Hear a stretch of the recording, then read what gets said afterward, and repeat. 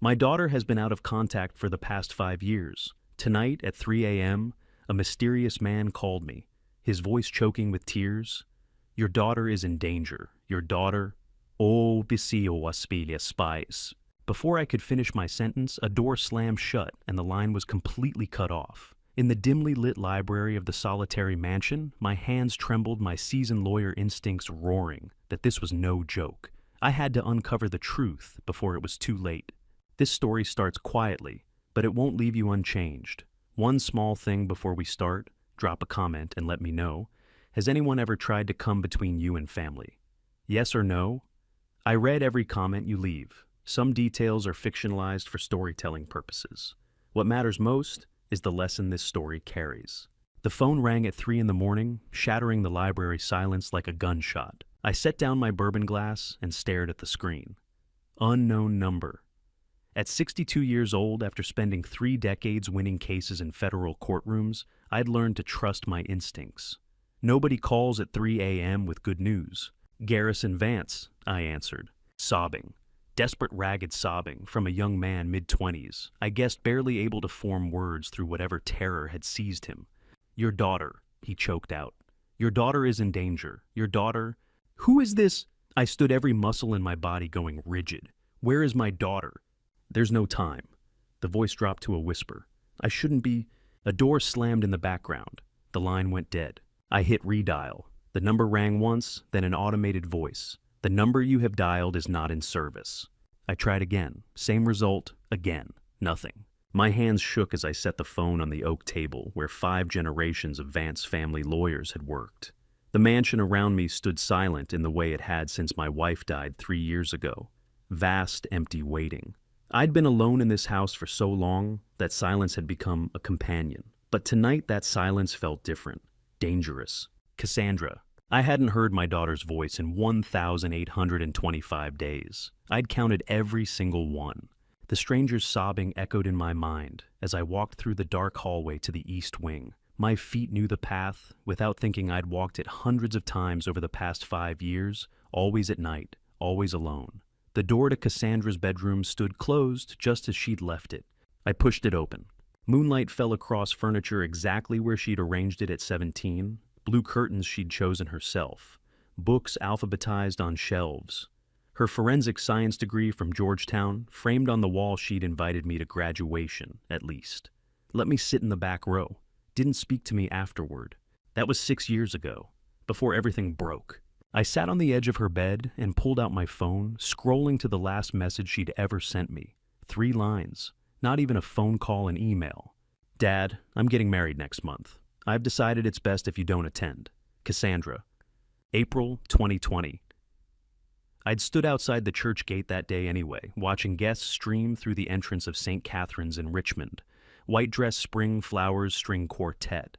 I saw her arrive in a car I didn't recognize, wearing a gown I'd never seen, holding the arm of a man I'd met exactly once. Vance Sterling.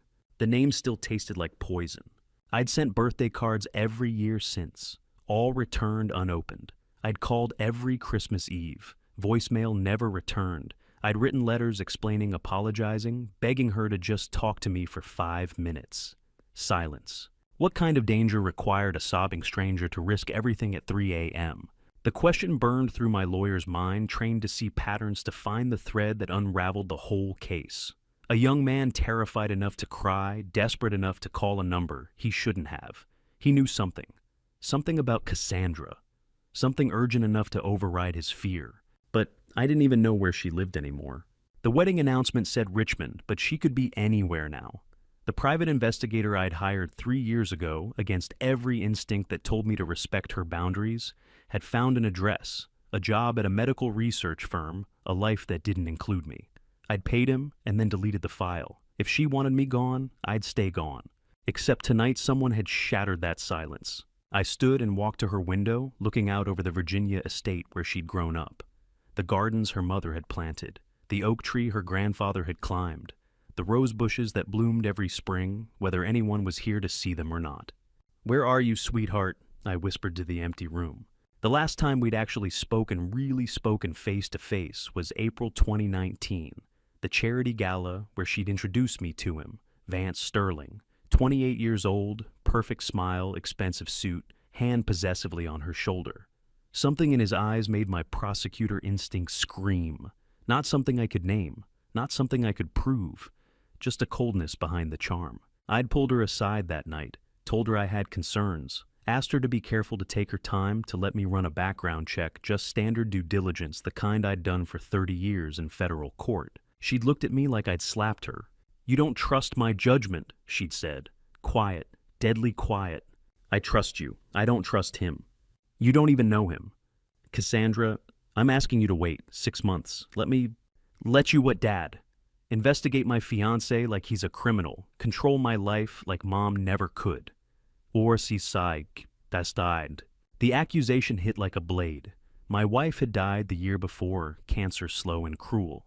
Cassandra's grief had been complicated, wrapped in old resentments I'd never fully understood. And I'd stepped directly into that wound. And that's not what this is, I'd said. But it was too late. I saw it in her eyes, the door closing.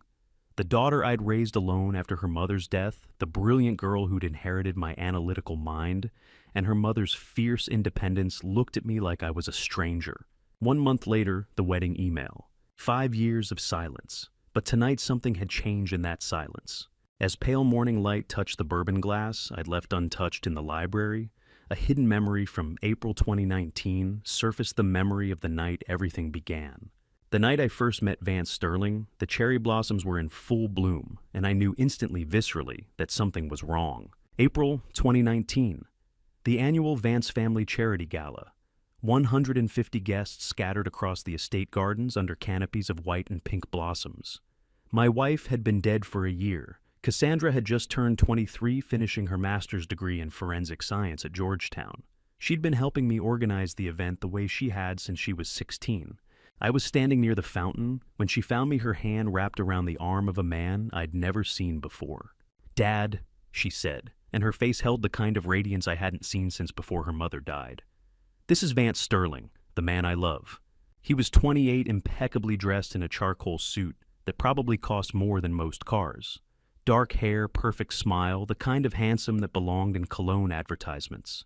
He extended his hand. "Mr. Vance," he said. "Cassandra has told me so much about you. It's an honor to finally meet." I shook his hand, held eye contact, felt the coldness immediately.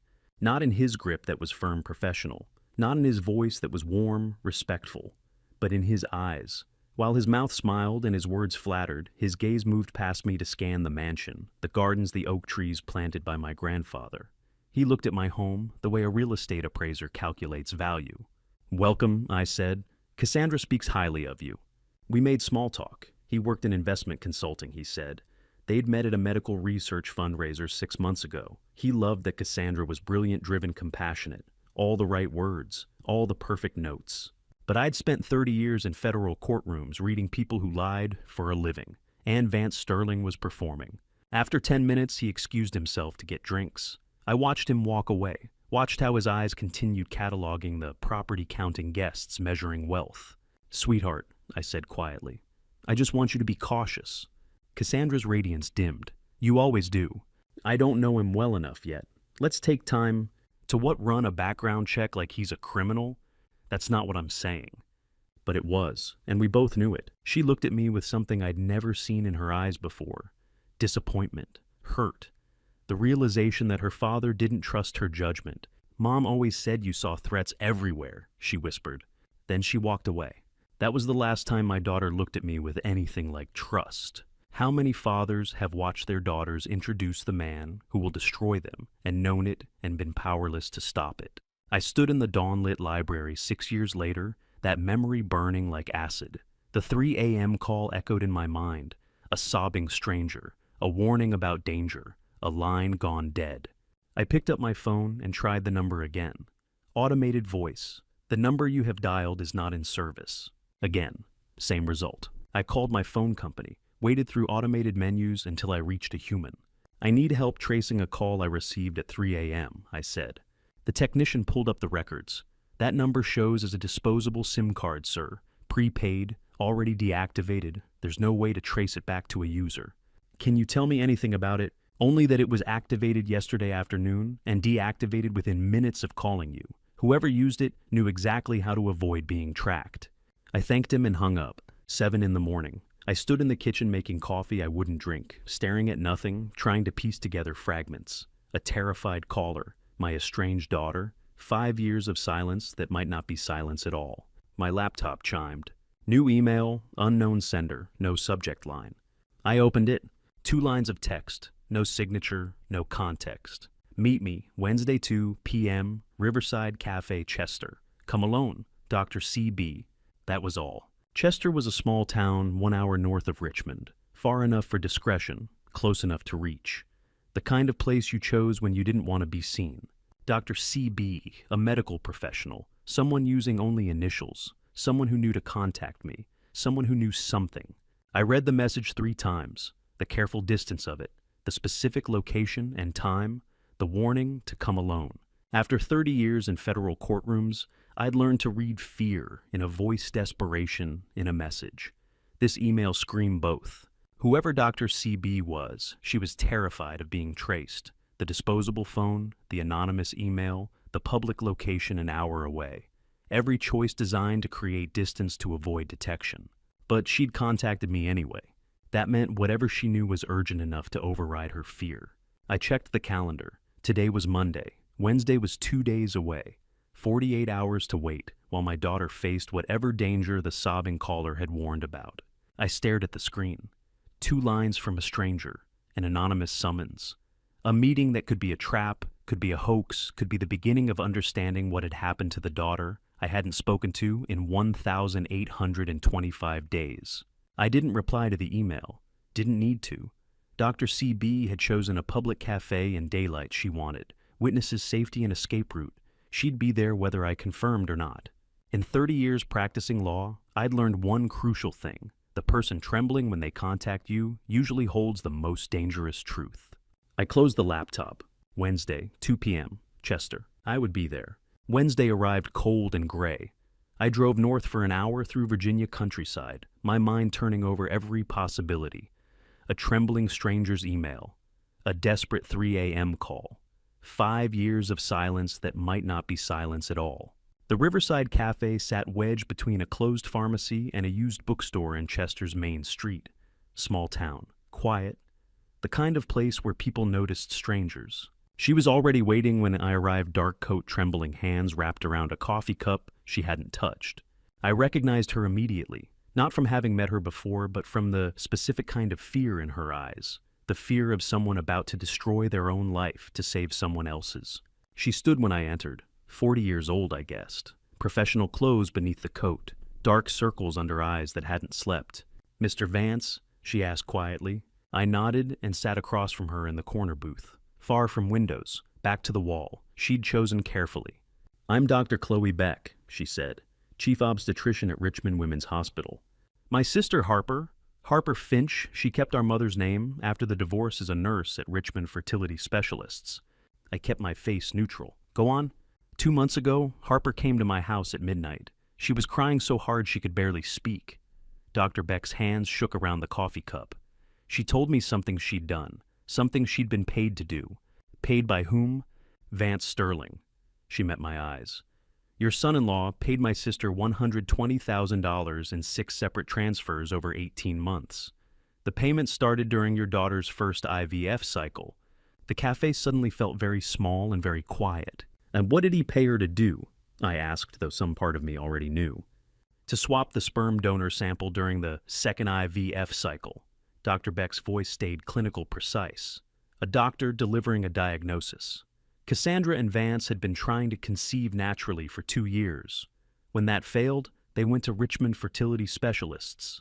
Standard IVF protocol. Except during the procedure, Harper was instructed to substitute a different donor's genetic material than what was documented in the official records. I felt my hands curl into fists beneath the table. Why would Vance Sterling pay to use a different donor? 6,000 and we and ballad. Because he needed the baby to not be genetically his. He needed proof of infidelity that didn't exist. She took a breath. "Mr. Vance, why are you telling me this? Why now?" "Because your daughter is 9 months pregnant," Dr. Beck said quietly. And when that baby is born, Vance Sterling is going to destroy her. She reached into her bag and pulled out a manila envelope, slid it across the table. My sister kept copies. She was terrified, but she kept evidence. She knew what she'd done was wrong. She knew eventually she'd have to... Dr. Beck stopped composing herself. Open it? I did. The first document was a prenuptial agreement, 23 pages. I'd never seen it before. Cassandra had never mentioned signing one, though that wasn't surprising given our estrangement. I flipped through the standard clauses: asset division, property rights, inheritance protections. Then I saw page 7. Dr. Beck reached across and tapped a highlighted paragraph. Section 4.2, she said, infidelity clause. I read it twice to make sure I understood. If either party's infidelity is proven through genetic paternity testing or other medical evidence, the unfaithful spouse forfeits all claims to marital assets and agrees to pay $2,500,000 in damages to the faithful spouse.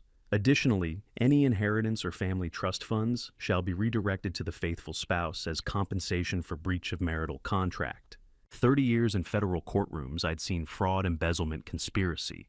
But this was different. This was a 6-year plan to destroy one woman. Keep reading, Dr. Beck said. The next document was a medical record, Vance Sterling's name at the top. Diagnosis from a Richmond urologist dated 4 years ago, before the wedding, before the engagement, before he'd even met Cassandra at that charity gala. Complete azoospermia, 0% sperm motility, congenital bilateral absence of vas deferens. Medical conclusion. Patient is 100% infertile. Natural conception impossible. He knew, I said quietly. Dr. Beck nodded. 4 years before he married your daughter, Vance Sterling was diagnosed as completely infertile. He knew from the beginning that any child would require a sperm donor. The IVF wasn't about starting a family. It was about building the trap. Yes, her voice cracked.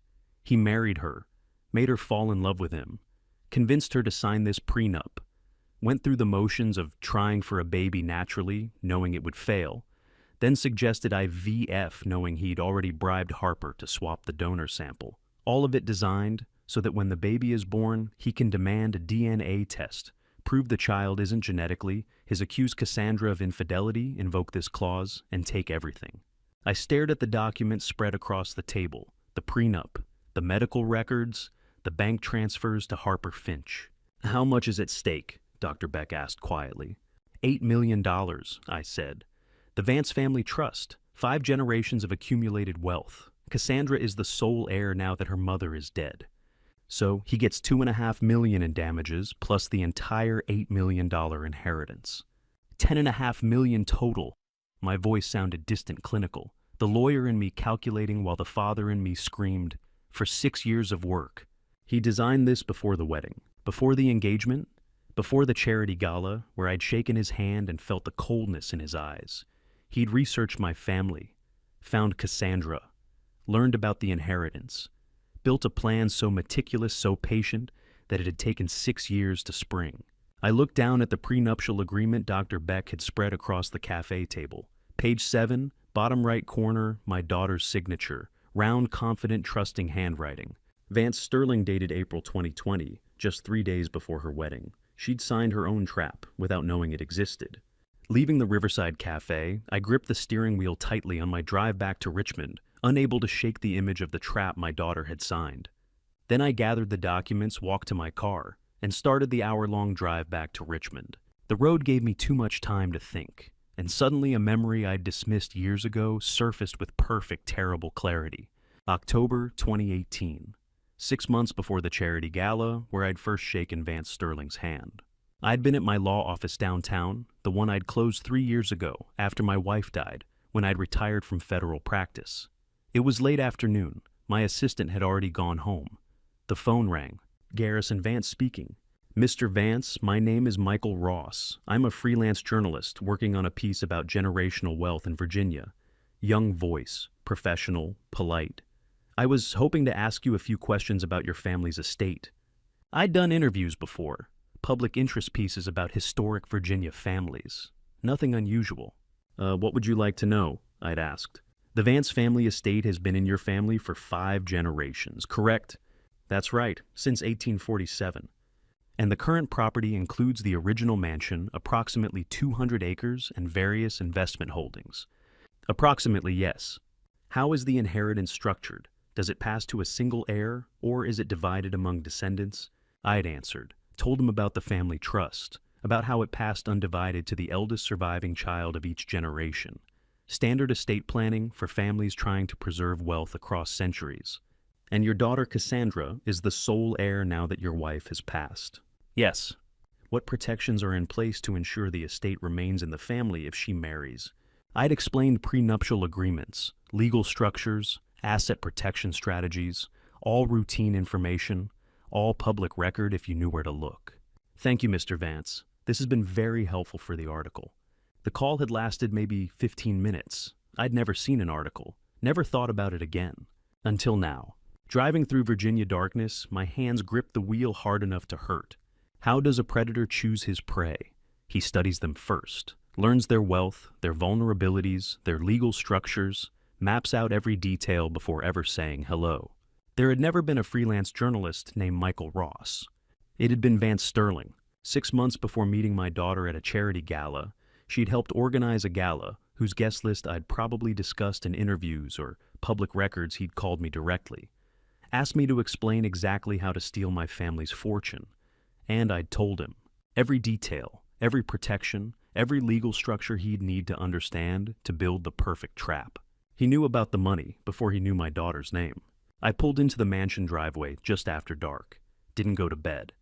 Went straight to the library, opened my laptop, and started searching. If Vance Sterling had done this before, and Dr. Beck's evidence suggested a pattern, this sophisticated couldn't be his first time. There would be traces, victims, police reports, something.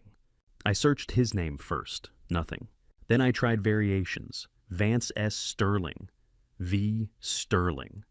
Nothing credible, just social media, accounts a LinkedIn profile claiming investment consulting, work photos at charity events.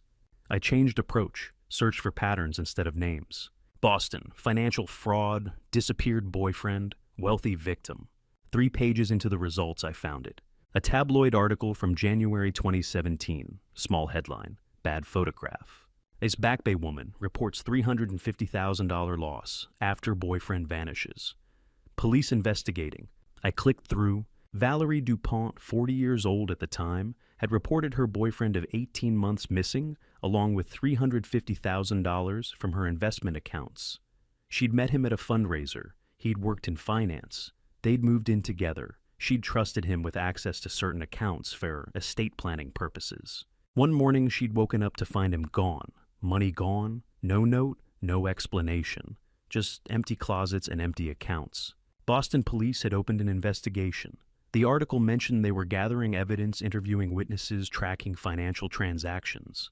I kept reading, found 2 follow-up pieces. February 2017, police continue investigation into missing boyfriend, $350,000 theft.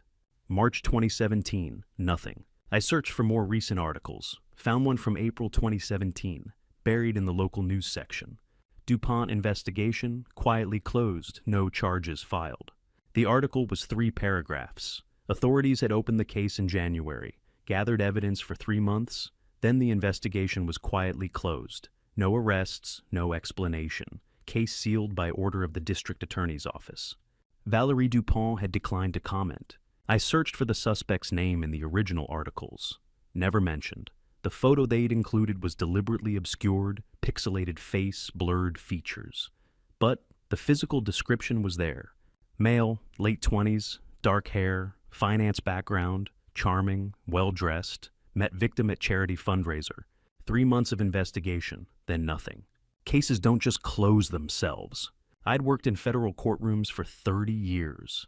I knew exactly what it took to make a criminal investigation disappear. Not just stop disappear, sealed records, no charges, no explanation. It required money, serious money, or power, serious power, or someone with both who had a reason to protect Vance Sterling. The timeline fit perfectly. Boston in 2017, 8 years ago. Vance would have been around 23, the same age he'd been when this pattern apparently began. Same method, find a wealthy woman, gain her trust, access her money, disappear. Except this time, he'd refined the approach. This time, he hadn't just stolen and run, he'd married the target, built a 6-year trap, made it legal, made it look like her fault. I stared at the screen at the words, "Case quietly closed," glowing in the darkness of my library. In 30 years practicing federal law, I knew exactly what it took to make a criminal investigation disappear, money power, or both. The question was simple and terrifying. Who had protected Vance Sterling in Boston 8 years ago? I didn't sleep that night. Spent the hours searching for private investigators in Richmond, reading reviews, checking credentials, looking for someone with the skills to dig where police had been paid to stop digging. By dawn, I had a name. Thursday morning, I stood outside Crawford Investigations in the Richmond suburbs, knowing I'd reached the edge of what I could uncover alone. The office sat above a dry cleaner in a small commercial building. Single door, frosted glass window with black lettering. No receptionist. I knocked. "It's open!" a woman's voice called. I pushed through into a space smaller than my library. The walls were plastered with case photos, newspaper clippings, red wire connecting names and dates like a spider's web. 2 desks, one buried under file boxes, the other holding 3 computer monitors showing what looked like financial databases. Melissa Crawford sat at the clean desk, 35 years old, with sharp eyes that sized me up, in the 3 seconds it took me to close the door. Former Richmond PD detective, according to her website. 8 years on the force before going private. "Mr. Vance?" she asked. "Yes." "Sit." She gestured to the chair across from her. "You said on the phone it was urgent. Family matter, time sensitive, start from the beginning." I did. Told her about the 3 a.m. call, about meeting Dr. Chloe Beck in Chester, about the IVF fraud Harper Finch bribed to swap sperm samples during my daughter's 2nd cycle, about the prenup trap with its infidelity clause designed to steal everything, about Vance Sterling's medical records proving he'd been completely infertile for 4 years before the wedding. I told her about the journalist call from October 2018, about researching my family's wealth 6 months before ever meeting Cassandra, about the Boston victim Valerie DuPont, who'd lost everything to a man matching Vance Sterling's description before the investigation mysteriously closed. Melissa listened without interrupting, took notes on a yellow legal pad, didn't react when I mentioned the dollar amounts, didn't flinch when I described the scheme. When I finished, she set down her pen. 10 years ago, she said quietly, my younger sister Emily met someone like Vance Sterling, charming, attentive, perfect on paper. They dated for 6 months. He convinced her to invest her life savings in a business opportunity he was developing. $40,000, everything she had. Melissa's jaw tightened. One morning, she woke up and he was gone. Money gone. Phone disconnected. The business never existed. She filed a police report. They opened an investigation, then it quietly closed. No explanation, no charges. She looked at the wall of case photos. 2 months later, my sister was dead. Pills and vodka. The shame destroyed her faster than the financial loss. She couldn't face what she'd trusted, what she'd believed, what she'd lost. The office fell silent. We both knew what it meant to watch someone you love walk into a trap you could see, but they couldn't. That's why I left Richmond PD, Melissa continued, because the system couldn't or wouldn't stop men like that. So I do it privately now, one case at a time. She pulled a contract from her desk drawer and pushed it across the table.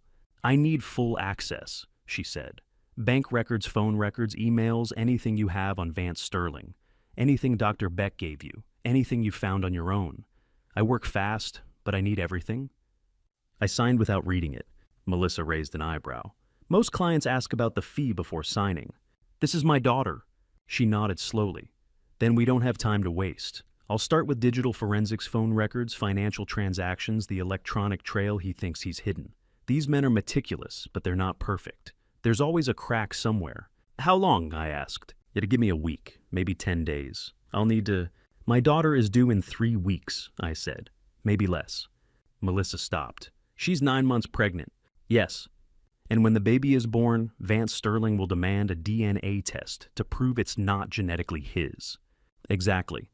Then claim infidelity and invoke the prenup clause. Taking everything, $10.5 million total, plus whatever assets she's accumulated. Then he disappears. Melissa sat back in her chair, processing the timeline. 3 weeks, she said quietly. How do you build a case in 3 weeks when the predator has been planning for 6 years? I can move faster, Melissa said. Cut corners. Focus on the critical evidence, the IVF fraud, the medical records, the Boston connection. But if we rush and miss something, if there's a hole in what we build, a lawyer will drive a truck through it. But what's the alternative? I asked. We move fast and we're perfect. No mistakes, no gaps. Every piece of evidence documented, verified, legally obtained. We build something so airtight that when we present it to police, to lawyers, to whoever needs to see it, there's no room for doubt. Can that be done in 3 weeks? I don't know, she admitted. But I know what happens if we don't try. She opened her laptop, fingers already moving across the keyboard. One more thing, she said without looking up. If Vance Sterling realizes we're investigating, he'll accelerate his timeline. He'll spring the trap early before we're ready. So, we work quietly. No contact with Cassandra. No confrontation with Vance. No ripples. Understood. You said Dr. Beck gave you bank transfer records showing payments to Harper Finch. That's on. I pulled out the manila envelope and spread the documents across her desk. Prenup, medical records, bank statements. Melissa scanned them with the practiced eye of someone who'd reviewed thousands of case files. This is good, she said. This is a start, but we need more. We need to trace where Vance Sterling's money comes from, how he's been funding this operation. Whether he's done this before Boston, whether there are other victims. She looked up. 3 weeks, she repeated. Melissa closed her laptop and looked at me across the desk, cluttered with other people's tragedies. We'll need to move faster than he expects, she said quietly. And we'll need to be perfect because if Vance Sterling realizes we're investigating, he'll accelerate his timeline. The question hung between us unspoken but understood. Could we expose 6 years of planning in less than a month? We had 21 days. Melissa promised she'd work faster than any investigator I'd ever seen. I believed her had to believe her. The alternative was watching my daughter lose everything while I stood helpless. I didn't have to wait long. Friday morning, Melissa called with 2 words that would rewrite everything I thought I knew about the past 5 years. Data's in. I drove to her office in 20 minutes. Melissa was staring intensely at her monitors, her fingers flying across the keyboard.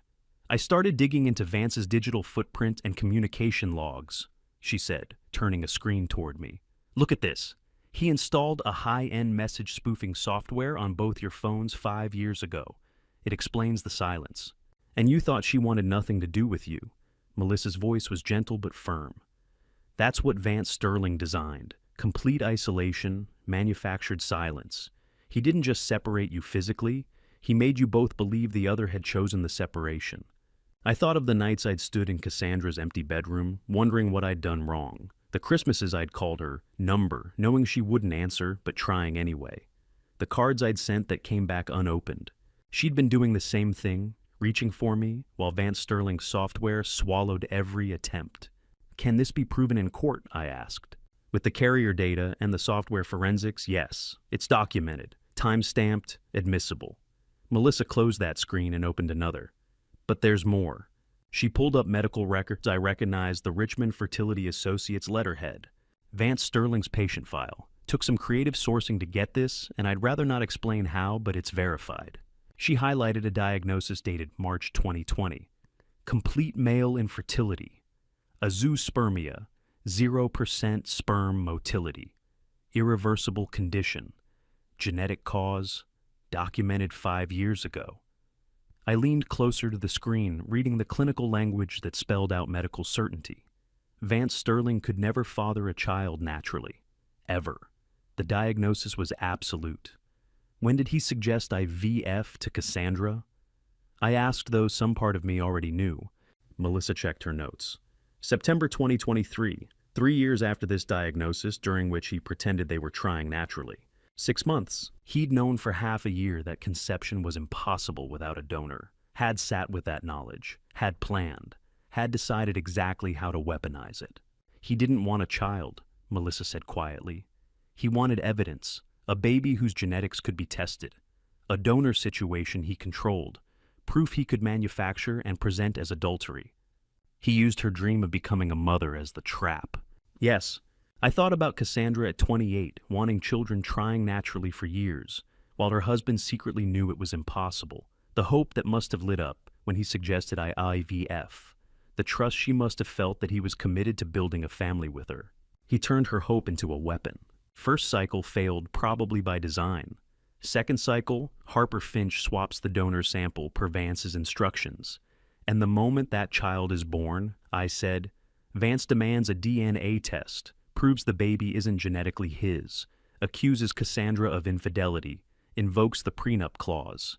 Taking everything, Melissa finished. The inheritance, the penalties, everything she has. We sat in silence in her small office surrounded by evidence of calculated cruelty. The message-spoofing software that had stolen 5 years of father-daughter communication. The medical diagnosis that Vance had hidden while pretending to share Cassandra's dream. The IVF process that was never about family-only fraud.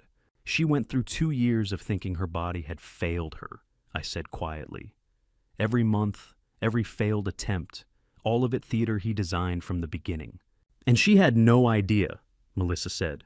She thought she was failing. He made sure of that. He'd taken her desire to become a mother and used it as the foundation of her destruction.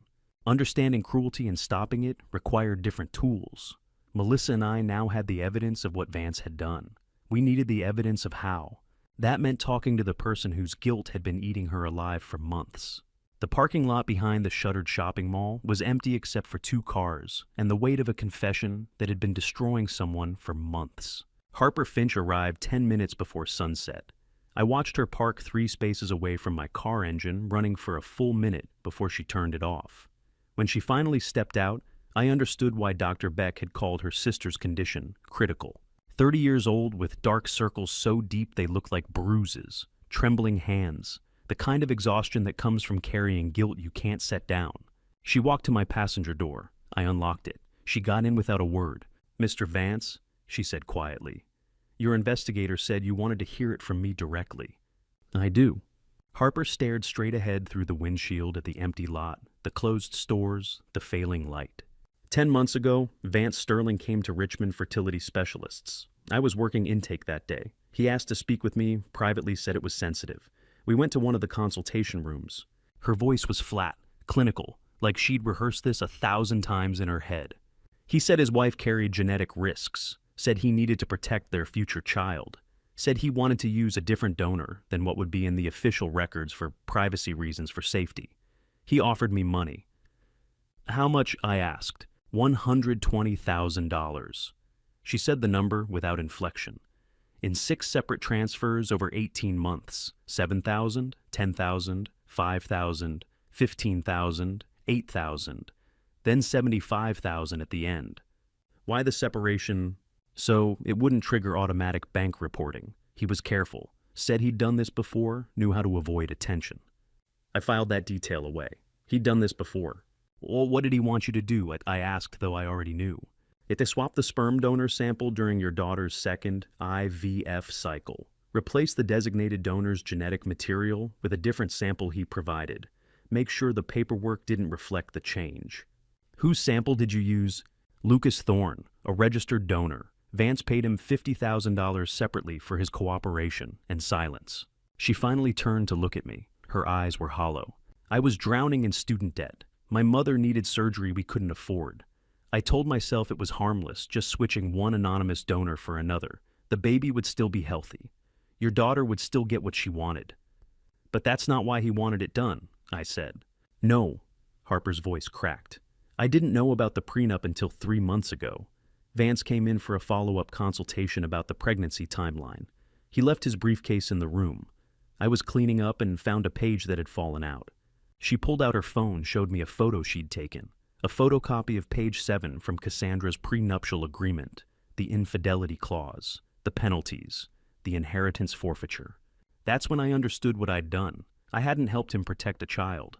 I'd helped him build a trap, a way to prove the baby wasn't genetically his so he could claim adultery, destroy your daughter's life, and take everything. Why didn't you come forward then? Because he'd already thought of that. She pulled up a text message on her phone. Show me the screen. From Vance Sterling's number, dated March 2025, if you speak out, you'll have nothing left to lose. Your license, your career, your freedom. Remember that. He threatened you, I said. Constantly. 47 messages over the past 10 months, reminders of what he'd done for me, warnings about what would happen if I talked, promises that it would all be over soon. Harper reached into the back seat and pulled out a cardboard box, set it on her lap. But 2 weeks ago, my sister Chloe called me, said she'd met with you, said your daughter was 9 months pregnant and running out of time. She asked me what kind of person I wanted to be when this was over. She opened the box. 6 months of bank statements with every deposit highlighted. Wire transfer receipts showing his name as sender, my name as recipient. And this. She handed me a USB drive. 47 text messages from his phone number. I kept screenshots of everything. The first one from last November. You just made the best decision of your life. The last one from 2 weeks ago. Just a little more. Then it's over. And all the threats in between. I watched Harper's face as she said it and understood the weight she had been carrying. The price of her silence had been her own soul, and she was here tonight to start paying it back. For Harper Finch, the price had been her soul, and she was here to pay it back. I'm going to lose my nursing license, she said quietly. Probably face criminal charges. I know that. I accept it. Then why come forward? Because your daughter is about to give birth. Harper's voice broke. She doesn't know what's waiting for her. She thinks she's bringing a baby into a loving family. She doesn't know her husband has been planning to destroy her for years. She doesn't know about the prenup trap or the DNA test or any of it. She pushed the box toward me. I can't stop what I've already done, but I can stop it from finishing. That's worth whatever happens to me. I took the box, felt the weight of it. Bank statements, wire transfers, 47 messages from Vance Sterling's own phone. The messages, Harper whispered. They're all there, dated, time-stamped, from his number, including the ones where he threatened me, where he talked about the plan, where he said. She stopped, unable to finish. I looked down at the evidence box in my hands. 6 months of financial records, wire transfer receipts with both names printed clearly, a USB drive containing 47 text messages from Vance Sterling's phone number. For the first time since this began, I held proof that couldn't be denied, couldn't be explained away. Direct evidence from Vance Sterling's own phone. That evidence went straight to Melissa. Sunday she'd reviewed the text messages. By Monday morning, she'd mapped every transaction they referenced. What she found made Harper's confession look small. Monday morning, Melissa had 3 monitors running simultaneously, each displaying a different layer of Vance Sterling's financial life, and what they revealed was worse than I'd imagined. Sit down, she said when I arrived, not a suggestion. I sat. I started with the bank transfers. Harper documented the payments Vance made to her. Then I traced backward, looking for where that money came from. That led me to your daughter's joint checking account, then to credit cards, then to something I didn't expect. She pulled up the First Monitor hotel records. Riverside Inn, twice a week for the past 8 months. Vance Sterling and his assistant Natalie Cross, 26 years old. Registry shows them checking in together, staying 2 to 3 hours checking out. An affair, I said. That's what it looks like. That's what Natalie probably thinks it is. Melissa switched to the second monitor. But this isn't about an affair. It's about money. Bank transaction logs filled the screen. Highlighted entries, dates, amounts, patterns. $1.5 million, Melissa said quietly. Moved from your daughter's joint account to an offshore account in the Cayman Islands. Over 18 months, 73 separate transfers. I leaned forward.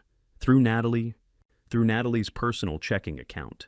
She's serving as the conduit, what financial crimes investigators call a money mule. Vance deposits funds into her account. She transfers them offshore, probably thinking she's helping with some business arrangement he's explained to her. Each transfer under $25,000, I said, recognizing the pattern.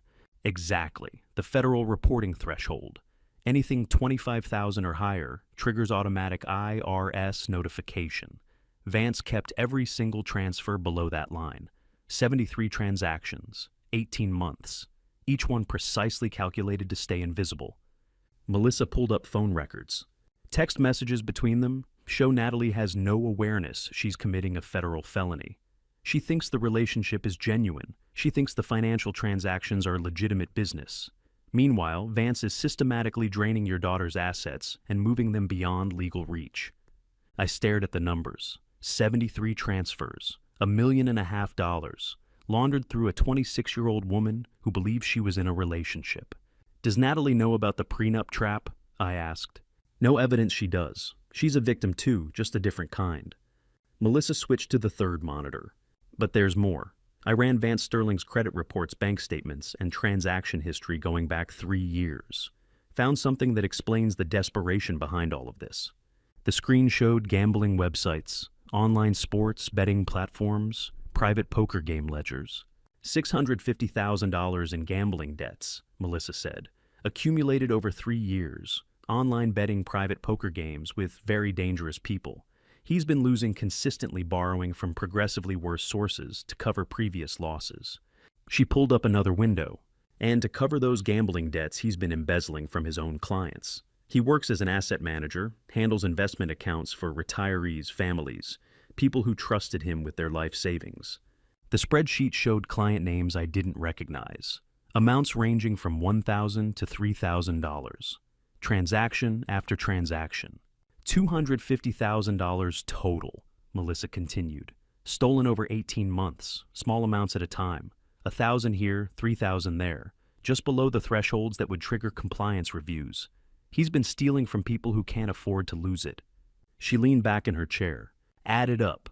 1.5 million moved offshore. 650,000 in gambling debts still owed. 250,000 embezzled from clients. Plus, the money he paid, Harper paid Lucas Thorne, paid for the fake journalist, calls paid for the message spoofing software. Total damage, I asked. Nearly $3 million spent lost or illegally transferred. And he still owes $650,000 to creditors who don't forgive debt. I sat with that number. He was not just greedy, he was drowning. And somewhere along the way, he had decided my daughter was the lifeline that would pull him back to the surface. Nearly $3 million spent lost or illegally transferred, and he still owes $650,000 to creditors who don't forgive debt. Some of these people, Melissa pointed to names in the poker ledger, are the kind who break bones first and ask questions later. I understood then, really understood. Your daughter's $8 million inheritance isn't about greed, Melissa said. It's about survival. Vance Sterling is a desperate man who's been losing for years. He owes dangerous people. He's embezzled from clients who will eventually notice. He's committed federal crimes through Natalie that will surface. She closed the monitors one by one. At the prenup trap, the IVF fraud, the message, spoofing the 6-year plan, none of it was about being evil. It was about being desperate. He built this elaborate scheme because he's drowning in debt and legal exposure, and the only thing standing between him and complete destruction is your family's wealth. So he married my daughter to save himself, I said. He married your daughter to buy his life back. The $8 million covers his debts, lets him disappear to a country without extradition, starts over somewhere his creditors and his victims can't reach him. I thought about Cassandra, 9 months pregnant, in love with a man who'd seen her as a transaction from the first handshake, who'd calculated her value down to the dollar before ever asking her to dinner. How much time do we have? I asked. Your daughter's due date is in 2.5 weeks, maybe sooner. The moment that baby is born, Vance will demand the DNA test. If we're not ready with everything, evidence, legal strategy, protection for Cassandra, he wins. I stared at Melissa's final calculation on screen. 2.9 million in total damage. 650,000 owed to people who don't forgive. An $8 million inheritance standing between Vance Sterling and whatever those creditors do to gamblers who can't pay. He wasn't an evil genius. He was a desperate man who'd bet everything and lost, and now he was using my daughter as his final chip. Understanding that Vance was desperate didn't make stopping him easier. It made him more dangerous. A drowning man will pull anyone under to save himself. Tuesday morning, I needed legal weapons to match the financial evidence Melissa had compiled, which meant putting the prenup under a microscope that could find what Vance Sterling had missed. Dorothy Fleming's law office occupied a restored Victorian building in downtown Richmond. Mahogany furniture, floor-to-ceiling law books. The kind of place that had witnessed generations of family disputes and knew how to dismantle them. Dorothy herself was 58, with steel-gray hair pulled into a precise bun. 30 years practicing family law in Virginia. She could spot a predatory prenup within 3 pages. I handed her the document Cassandra had signed. She read in silence for 10 minutes, occasionally making notes on a yellow legal pad. When she looked up, her expression was grim. This prenup was drafted by Marcus Thornhill of Thornhill and Associates, she said.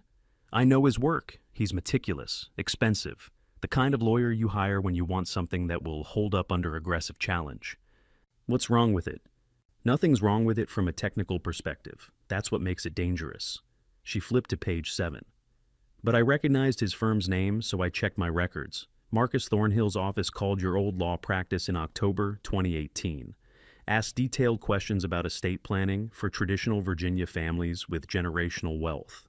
Specifically inquired about legal structures for properties held in family trusts for 5+ generations. I felt cold understanding settle over me. That description matches your family's estate exactly, Dorothy continued. But the call was made in October 2018. Vance didn't meet Cassandra until April 2019, I said quietly. Exactly. He had a lawyer researching your family's legal structure a full year before the introduction, before the charity gala, before the first date. This wasn't opportunistic fraud. This was premeditated from the legal foundation up. The trap he'd spent 6 years building had a flaw he'd never noticed, and that flaw was our only advantage. Dorothy turned back to the prenup. You've already read page 7, she said. But did you notice the subclause at the bottom right corner, small print? She pointed. Section 4.2 contains a self-defeating condition. This clause shall be valid and enforceable only if the plaintiff can provide medical documentation proving fertility at the time of contract signing. She looked up. When did Vance sign this? April 2020, I said, according to the date on the signature page right before the wedding. And when was he diagnosed with complete infertility? March 2020, 1 month earlier. Dorothy set the prenup down on her desk. Then this entire clause, the infidelity provision, the $2.5 million penalty, the inheritance forfeiture, all of it has zero legal effect. The contract explicitly requires the plaintiff to prove fertility at signing. Vance Sterling was medically documented as 100% infertile when he executed this agreement. So the trap doesn't work, I said.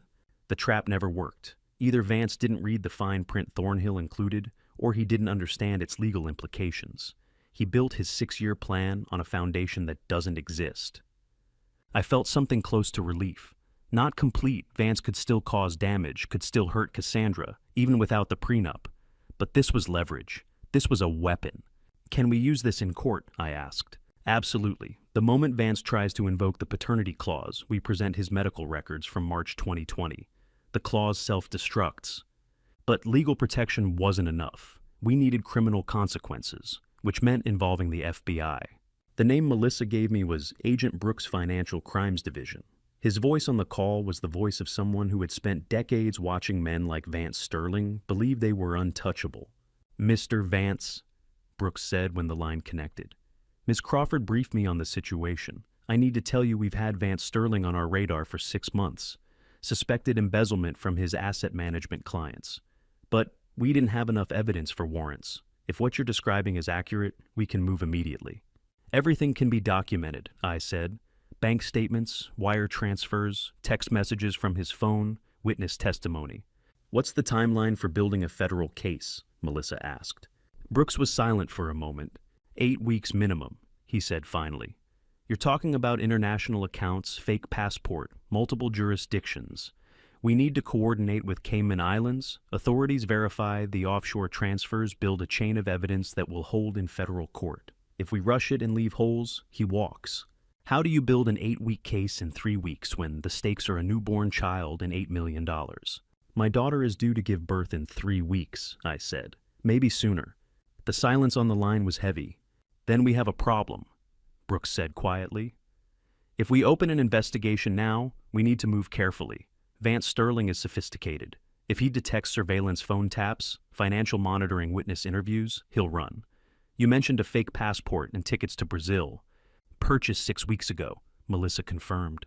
Then he has an exit strategy ready. The moment he realizes we're coming, he disappears. We'll never extradite him from Brazil. But if you wait, I said, the baby arrives. Vance demands a DNA test. Even if the prenup clause fails, he can still claim abandonment, file for custody, drag Cassandra through legal hell for years. I understand the dilemma, Brooks said, but federal prosecution requires time. We're talking about wire fraud, money laundering, embezzlement, conspiracy. This isn't a local police matter. It's a complex financial crime spanning multiple jurisdictions. Melissa looked at me across the desk. And so what do we do? She asked. You have two options, Brooks said. Rush the investigation, risk him fleeing before we can arrest him, lose any chance at prosecution, or build the case properly, knowing the baby might arrive before we're ready. I sat in the library after Brooks disconnected the impossible equation written in front of me.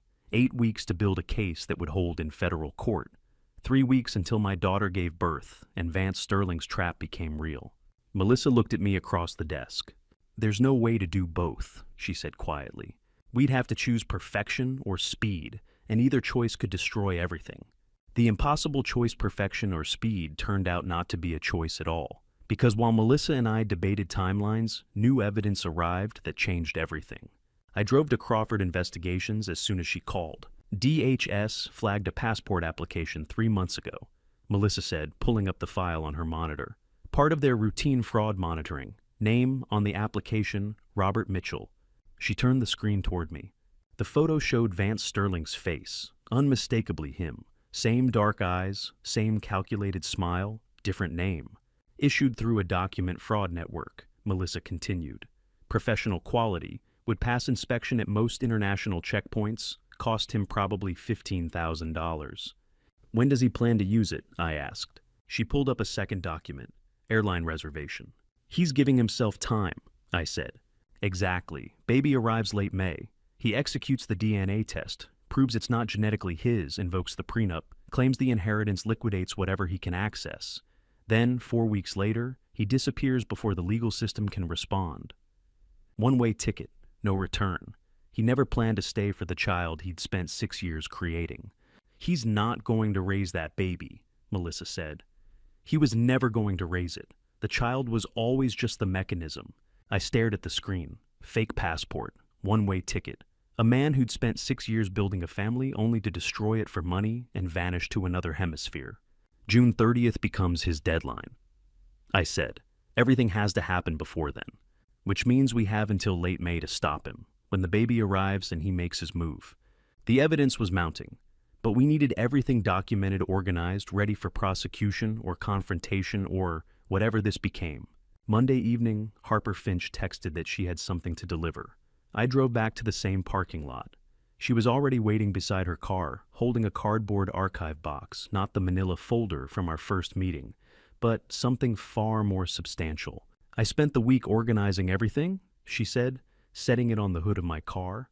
I knew if I was going to do this, I had to do it in a form prosecutors could actually use. She opened the box. Everything I'd seen in fragments before was now arranged in a federal evidence package, bank statements, organized chronologically with highlighted deposits, wire transfer receipts with full account identification, and the 47 text messages archived both in print and on a USB drive. A summary index at the front, color-coded tabs. I called a lawyer, she said. He told me how to organize it properly.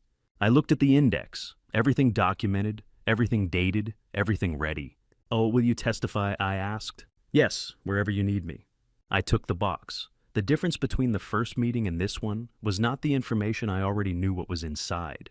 The difference was that now it was ready for a courtroom. Conscience sometimes arrives late, but when it comes with 47 pieces of evidence, it changes everything. You know what this means for your career, I said.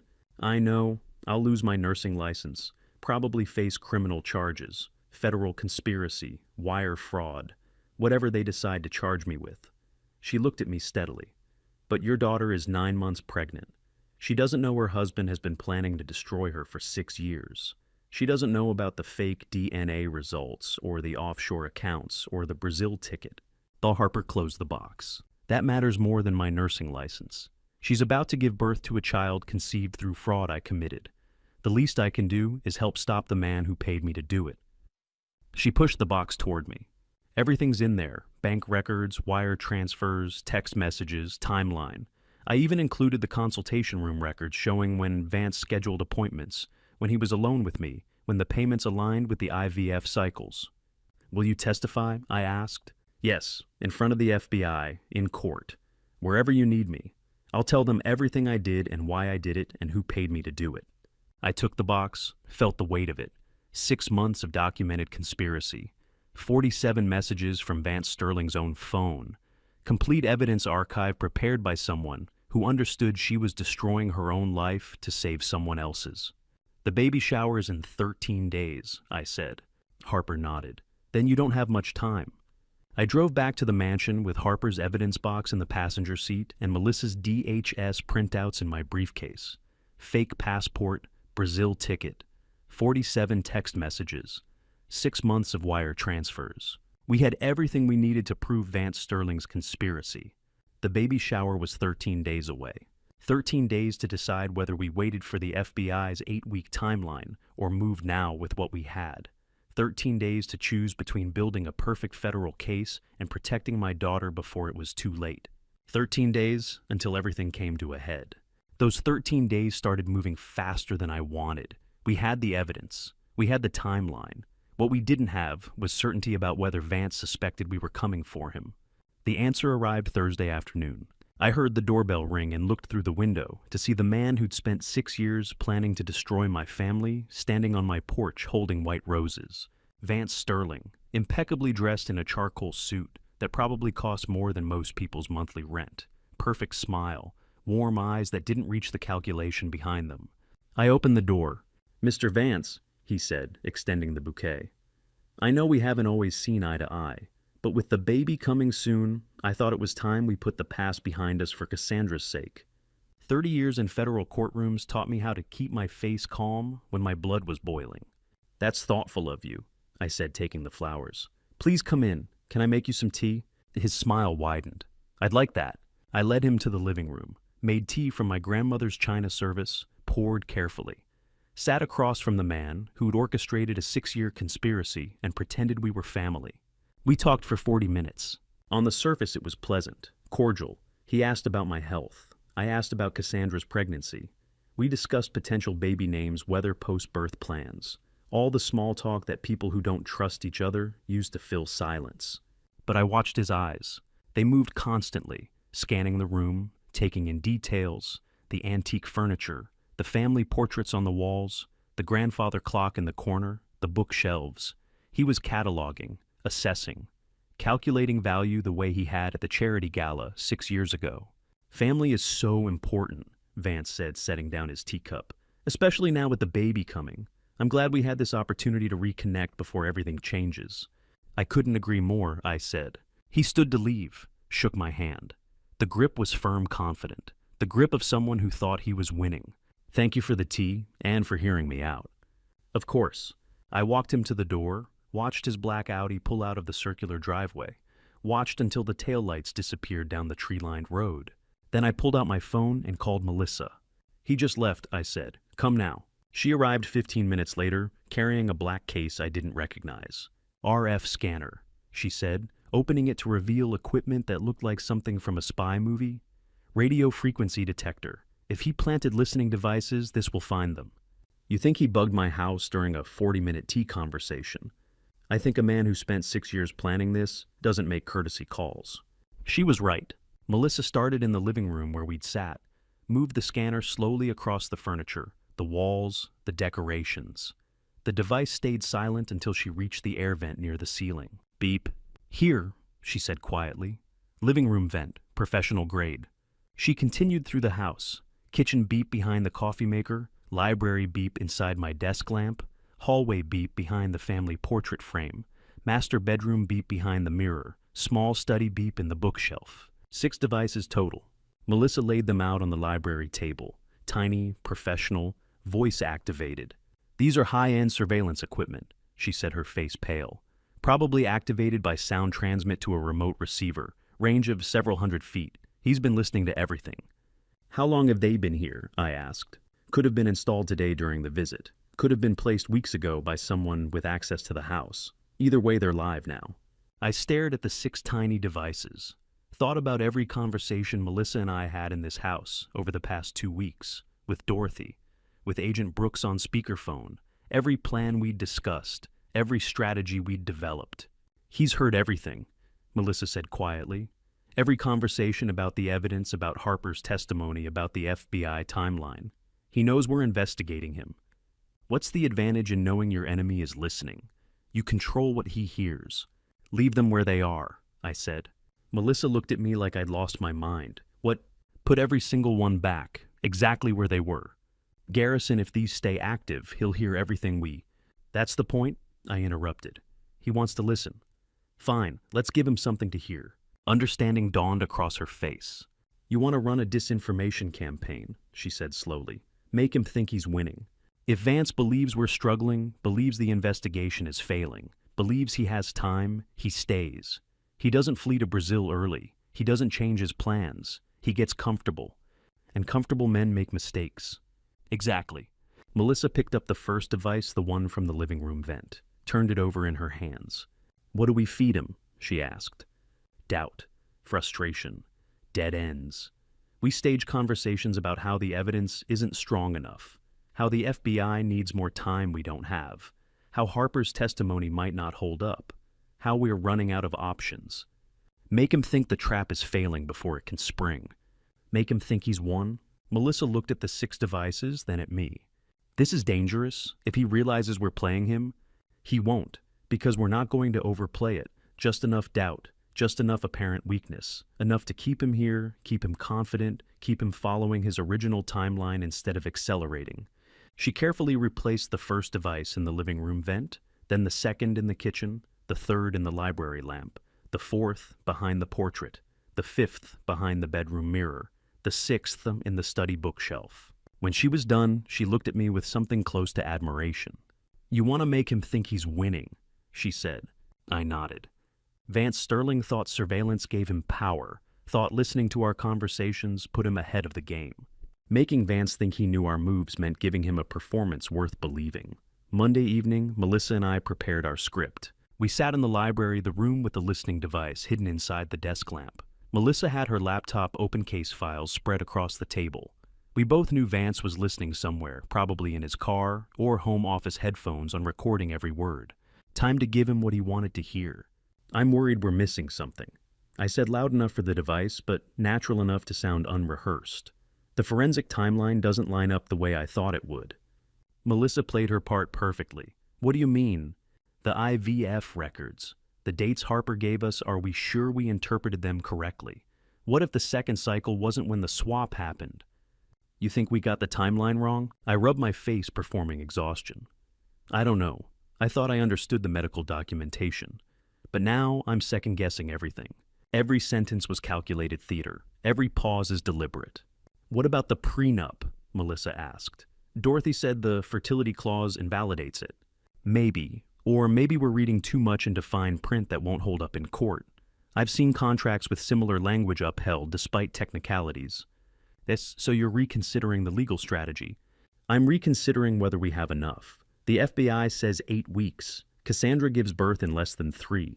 We're running out of time, and we don't have all the pieces. Melissa shuffled papers. The financial transfers, are they enough? Vance could claim those were legitimate business transactions. Harper could recant her testimony under pressure. The passport authentication. What if the documents Homeland Security flagged aren't actually his on Basir? I watched my reflection in the library window. Former federal prosecutor who'd spent 30 years building cases, now performing doubt about evidence I knew was airtight. The role reversal created a strange cognitive dissonance. But Vance was listening, and he needed to believe we were failing. Maybe we need to consider a settlement, I said quietly. Talk to Cassandra. See if there's a way to resolve this without destroying the family. You're serious, Melissa said. I'm tired, and I'm not sure we can win this in the time we have left. The performance was complete. Doubt, frustration, defeated exhaustion, wrong dates, incorrect financial amounts, fabricated uncertainty about passport forensics. Vance Sterling would hear exactly what made him dangerous. Confirmation that his plan was working, that we were scrambling, that he had time. Melissa and I sat in silence for another minute. Then she closed her laptop. Good, she whispered, too quiet for the device. I nodded. We'd planted the seeds. Now we waited to see if Vance would get comfortable enough to stay, instead of running. Tuesday evening, my phone rang. Agent Brooks. Mr. Vance, he said. Something's happened. Something significant. I put him on speaker, walking to my study, the room, without a listening device. What is it? 3 hours ago, Natalie Cross walked into the Richmond FBI field office, alone, asked to speak with someone about financial crimes and Vance Sterling. I sat down. What? She brought evidence. Recordings of Vance discussing the offshore accounts with her. Text messages about timing the IVF fraud. Financial records showing the transfers through her personal account. She's terrified. Wants immunity in exchange for testimony. He used her, I said. She knows that now. Said she thought he loved her. Thought the financial arrangements were legitimate business. Then she found documents in his car 2 days ago, printouts about the Brazil tickets notes, about liquidating assets, timeline calculations. She realized she was being set up to take the fall for money laundering. Will she testify?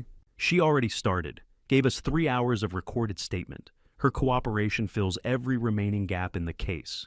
We have motive, means opportunity, and now intent testimony from someone he confided in. I felt something shift, something I had been holding tense for weeks. What's the timeline? I asked. 48 hours, maybe less. The passport fraud analyst confirmed the Robert Mitchell documents are forgeries. Natalie provides the direct evidence of intent we needed. We can move for arrest within 2 days. We didn't recruit her. She recruited herself.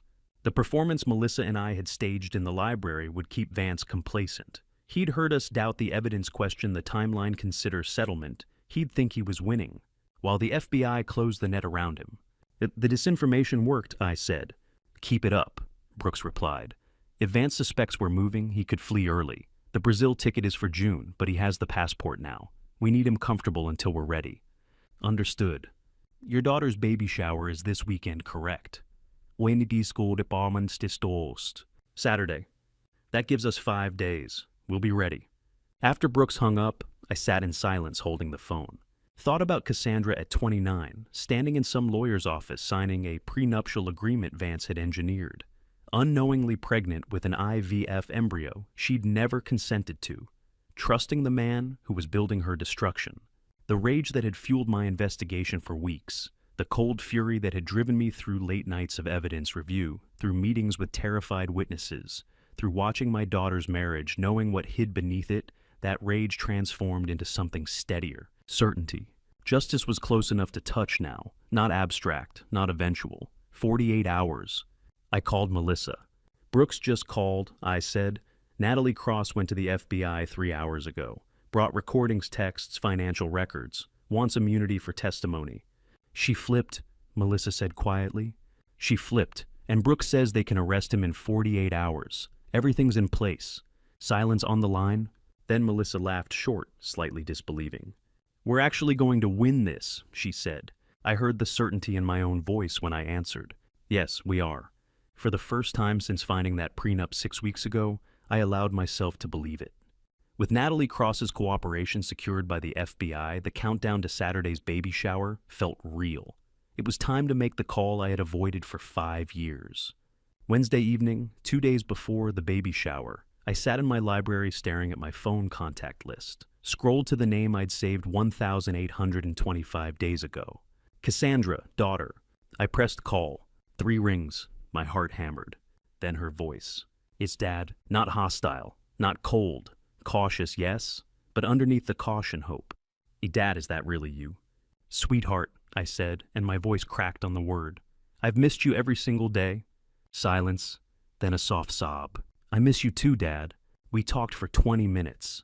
Not about Vance, not about the investigation or the evidence or the conspiracy I'd uncovered. Just about her, about the baby, about the name she'd chosen Evelyn after her grandmother, about her plans for the nursery, about whether she was scared or excited, or both.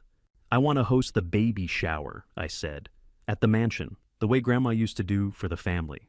Another pause. You do that? Of course, it's your home. It's always been your home. I'd like that, she said quietly. I'd really like that. When we hung up, I sat in the library feeling something I hadn't felt in 5 years. Not just hope, connection. Thursday morning, I drove to meet her at a cafe near the river. Arrived early, waited. She walked in 9 months pregnant, wearing a blue dress hair longer than I remembered. When she saw me, she stopped. Just stopped in the middle of the cafe and stared. Then she started crying.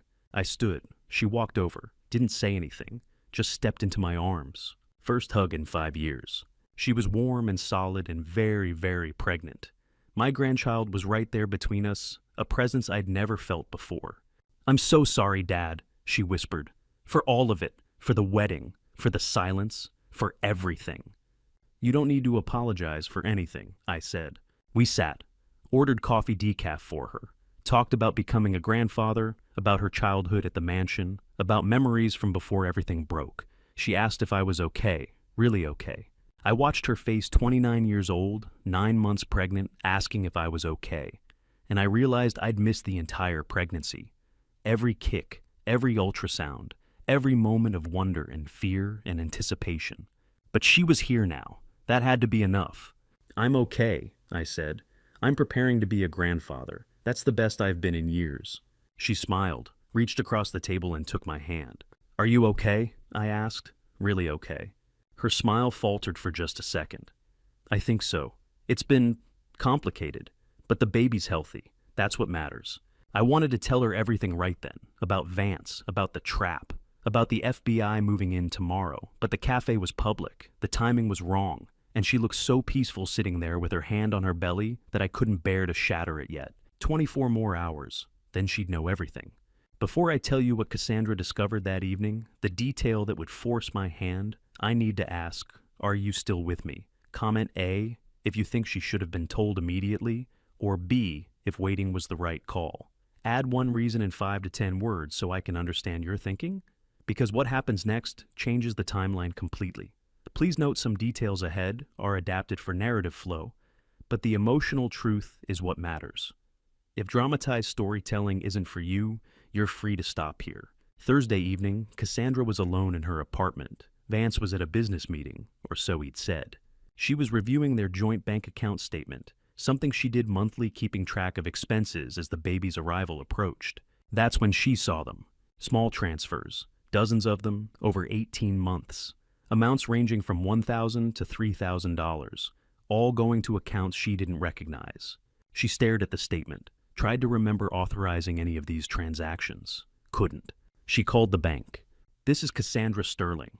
I'm looking at my joint account statement and I see transfers I don't remember making. Can you verify whether I authorized these?" The employee checked the records. "No, ma'am, these transactions were all initiated from the secondary account holder. You didn't authorize any of them." Cassandra sat very still. "It's how much total?" she asked.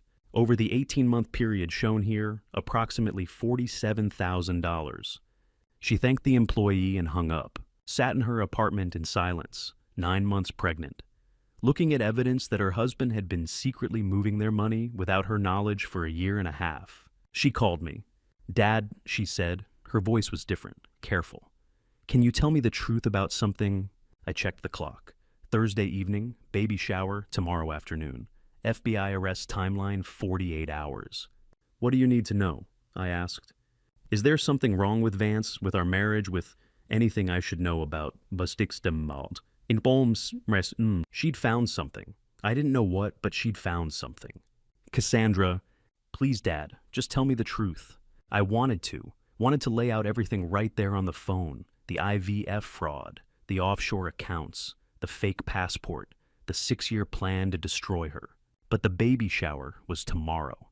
The FBI was moving in. And if I told her now, if she confronted Vance, if anything changed his behavior before we were ready. 24 hours, I said. "Please trust me for 24 more hours. After the shower tomorrow, I'll tell you everything. But right now, I need you to act like nothing's wrong. Can you do that for me?" Silence on the line. "You know something," she said. "I know everything, and I promise you'll know it too. 24 hours. Another pause. "Okay," she whispered. 24 hours. I hung up and stood at the library window, looking out at the mansion grounds where my grandchild would grow up. Tomorrow the baby shower happened. Tomorrow the FBI closed in. Tomorrow Cassandra learned everything. 24 hours to protect them both through what came next. Those 24 hours moved like water through my hands. Friday night became Saturday morning, became afternoon, before I was ready. But ready or not, the baby shower was happening, and everything we'd built had to work perfectly. Friday midnight, 4 people sat in the mansion library: the lawyer, the investigator, the FBI agent, and me. Dorothy Fleming spread the prenup across the table one final time. This is void, she said with absolute certainty. Fertility fraud. At signing negates every term. The moment Vance tries to invoke the paternity clause, we present his March 2020 infertility diagnosis. The contract self-destructs. And if he doesn't invoke it, Melissa asked. He will, I said. That's his entire plan. He needs the DNA test to prove infidelity. Without it, he has nothing. Agent Brooks pulled up a diagram on his laptop. 3 agents in catering uniforms. They'll arrive with the actual waitstaff at noon. 2 local officers at the front gate posing as security. All armed, all ready. What's the sequence? Dorothy asked. Brooks ticked through it like a military operation. Vance initiates the DNA test, probably around mid-afternoon when the party's in full swing and he has maximum audience. Garrison refutes the accusation, point by point. Then witnesses testify. Harper Finch first. She confesses to the IVF fraud and names Vance as the one who paid her, Lucas Thorne. Second, he confirms he was the sperm donor, and Vance paid him for silence. Valerie DuPont. Third, she identifies Vance as the man who stole from her in Boston 8 years ago. And then, I announced the arrest, federal charges, wire fraud, money laundering, conspiracy, embezzlement. He'll be in handcuffs before he understands what's happening. Every piece perfectly coordinated. Prenup void, arrest warrant ready, FBI agents in disguise, witnesses rehearsed. Tomorrow my daughter gets her life back, I said quietly. The meeting broke up around 1 in the morning. Melissa and Dorothy left together. Brooks stayed behind for a final security review. When he left, I sat alone in the library looking at framed photos on the wall. Cassandra at 5, riding her first bike in the garden. At 10, climbing the oak tree. At 16, dressed for prom, before Vance Sterling, before the estrangement, before everything broke. Tomorrow we'd try to put it back together. Saturday arrived too fast and too slow. The catering company set up white tents across the mansion lawn at 10 in the morning, blue tablecloths, flowers everywhere. String lights wound through the oak trees. By noon, it looked like something from a wedding magazine. 50 guests started arriving at 2. High society. Virginia families I'd known for decades. People who'd attended my wife's funeral sent condolences when Cassandra stopped speaking to me, probably gossiped about the estrangement over country club lunches. Today they'd witnessed something none of them expected. I stood near the mansion steps watching them arrive, smiled, shook hands, accepted congratulations on becoming a grandfather, and watched Agent Brooks position himself near the cake table. Black suit, small earpiece barely visible. He looked like any other security contractor hired for a high-end event. But I knew he had a weapon under that jacket and 2 backup agents working the catering stations. 2:15 Vance Sterling arrived. Black Audi. Passenger door opened. Cassandra stepped out 9 months pregnant in a cream-colored dress. And Vance came around to take her arm. Perfect smile. Protective hand on her back. The model husband guiding his pregnant wife through a celebration of their growing family. Performance for a final audience. They walked into the garden together. Guests surrounded them. Congratulations, questions about the due date, predictions about whether it would be early or late. Vance worked the crowd like a politician, warm, charming, grateful. His eyes found mine across the courtyard. He smiled, nodded slightly. I nodded back. Both of us knew the performance ended today. Cassandra caught my eye and mouthed, "Later." I nodded. Later, after this was over. After Vance was in handcuffs, and the truth was public, and she understood everything. Later. The party flowed into the afternoon. String quartet played Vivaldi under the oak trees. Champagne bubbles caught October sunlight. Guests laughed over petit four and finger sandwiches. And 3 FBI agents in waiter uniforms moved between tables with trained precision. Cassandra opened gifts, blankets, toys, a handmade crib from one of my wife's old friends. She smiled and thanked everyone, looked tired but happy. Did she remember the bank statement? The unauthorized transfers she'd discovered. Thursday night I'd asked for 24 hours of trust. She was giving it to me. But I saw her glance at Vance occasionally with something in her eyes that hadn't been there a week ago. Doubt. 3:15. The party was in full swing. Maximum audience. Perfect timing. Vance Sterling set down his champagne glass, straightened his jacket, walked to the center of the tent, tapped his glass 3 times with a knife. The clear ringing sound cut through the conversation. The string quartet stopped mid-phrase. 50 guests turned toward him. He smiled at Cassandra first. Then his eyes moved across the crowd to find me. Thank you all for being here today, he said, his voice carried across the tent with practiced ease. Cassandra and I are so grateful to celebrate this moment with the people we love most. Guests murmured appreciation. But before we continue, Vance said, I want to do something special, something I've been planning for a while, something that I think will make this day even more meaningful. He reached into his jacket pocket, pulled out a small blue box. I knew what it was before he opened it.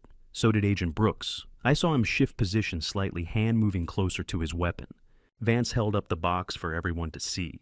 This, he said, is a paternity test kit. And today in front of all of you, I want to publicly confirm the most important thing in our lives, that this child we're about to welcome is ours. Truly, genetically, completely ours. Confused murmurs rippled through the crowd. Cassandra's face went pale. Vance looked directly at me, smiled. I have an announcement that will change everything. Vance Sterling's voice carried across the silent tent with practiced warmth. I want to do something special today, he said, holding up the small blue box so everyone could see it. Something I've been planning for months, something that will make this celebration even more meaningful. He opened the box with theatrical precision. Inside sat a DNA paternity test kit, the kind you could buy at any pharmacy, sterile swabs in sealed packaging, collection tubes, laboratory submission forms. And this, Vance announced, is a paternity test. And today in front of all of you, our friends, our family, the people we love most, I want to publicly confirm what we all know in our hearts, that this baby, this miraculous child we're about to welcome, is genetically completely undeniably ours. Confused murmurs rippled through the crowd. I watched the guests' faces, saw the questions forming. Why would he need to prove paternity at his own child's baby shower? What was he implying? What kind of announcement was this? But I wasn't watching the guests. I was watching Cassandra. She stood 10 feet from her husband, 9 months pregnant in her cream dress, staring at the DNA test kit in his hand. Her face had gone pale. Her hand moved instinctively to her belly, protective, uncertain. And for the first time in 6 years, I saw something in her eyes I'd never seen when she looked at Vance Sterling. Doubt. Today we celebrate not just a baby. Vance continued, his voice growing more confident with each word. We celebrate the miracle of our family, the miracle of science that helped us conceive, the miracle of love that brought us to this moment. He pulled one of the sterile swabs from the kit. I've brought this DNA test to publicly confirm what we all know, that this child is ours, genetically mine, genetically Cassandra's. A child created through the IVF process we went through together 2 years ago. A woman near me whispered to her husband, why would he need to prove that at a baby shower? Das puren. En mastidi davimol ko. Vance heard her, smiled. I know this might seem unusual, he said, but in a world where family is questioned, where legitimacy is challenged, where even the most sacred bonds can be doubted, I want there to be no question, no uncertainty. No room for anyone to suggest that this child, this family, is anything other than exactly what it appears to be. He looked directly at me. Isn't that right, Garrison? 50 pairs of eyes turned my direction. I saw what Vance was doing, saw the trap he thought he was springing. In his mind, this was checkmate, public humiliation. He'd revealed that the baby wasn't genetically, his claim Cassandra had been unfaithful, invoked the prenup clause before 50 witnesses who could never unsee what they'd witnessed. He thought I'd brought Cassandra here to defend her, to plead, to beg him not to destroy her publicly.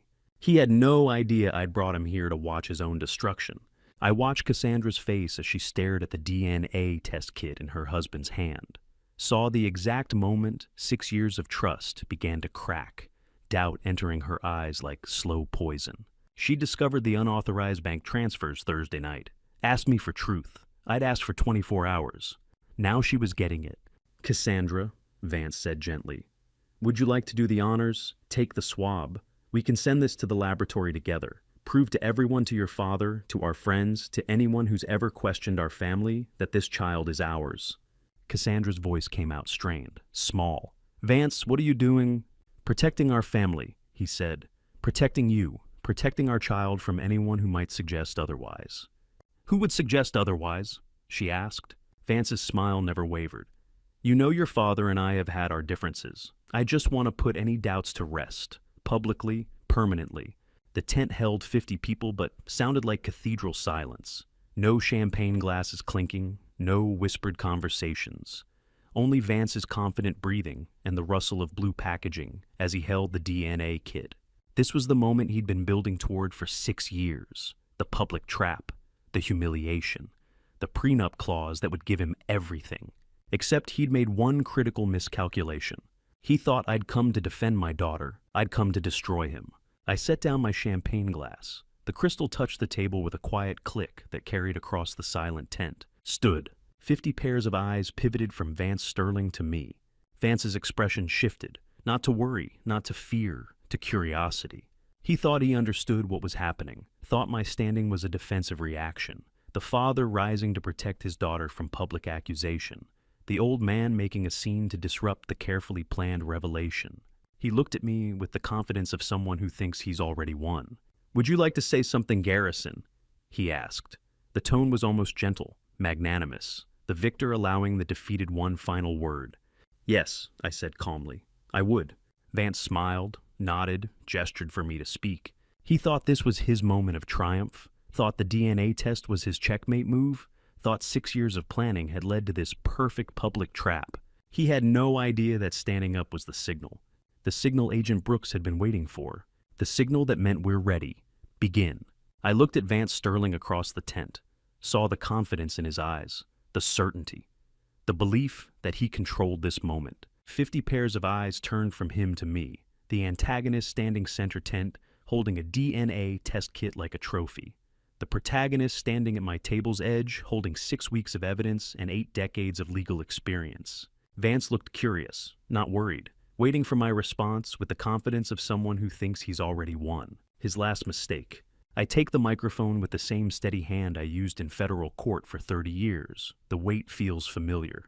Right. Vance is still smiling when I turn to face the 50 guests scattered across the white tent, their champagne glasses frozen halfway to their lips. Cassandra sits motionless at the head table, one hand on her belly, the other gripping the armrest so tightly her knuckles have gone white. She is watching me, not Vance. That matters more than anything. "Thank you, Vance, for bringing this DNA test kit," I say clearly. My voice carries to every corner of the tent without effort. "You've saved me the trouble of introducing the subject myself." Vance's smile flickers, just for a second. Then it returns wider than before. "Actually, we don't need to open that kit," I continue, "because the results are already predetermined. This DNA test is fake. The results are rigged. I have proof." The tent erupts, not with noise but with a collective intake of breath so sharp it sounds like fabric tearing. I set a manila folder on the gift table beside Vance's blue DNA box. The contrast is deliberate, his theatrical prop next to my documented evidence. Vance Sterling was completely infertile when he signed the prenuptial agreement 6 years ago. I say, medical records confirm it. He knew he could never father a child naturally. The entire fertility struggle my daughter endured, every failed treatment, every tear she cried, thinking her body had failed her, was theater. He knew the truth all along. Cassandra makes a sound I have never heard before. Not a gasp, not a sob. Something between the two that cuts straight through me. "That's absurd," Vance says, but his voice has lost its music. "Garrison, you're embarrassing yourself. The baby Cassandra is carrying was conceived through IVF. I continue ignoring him entirely. But not with Vance's genetic material, with purchased sperm. Sperm he obtained illegally using a different woman's eggs, then had implanted in my daughter through fraud." Someone drops a champagne glass. The crystal shatters on the hardwood floor, the sound impossibly loud in the silence. Vance bribed the fertility doctor with $120,000.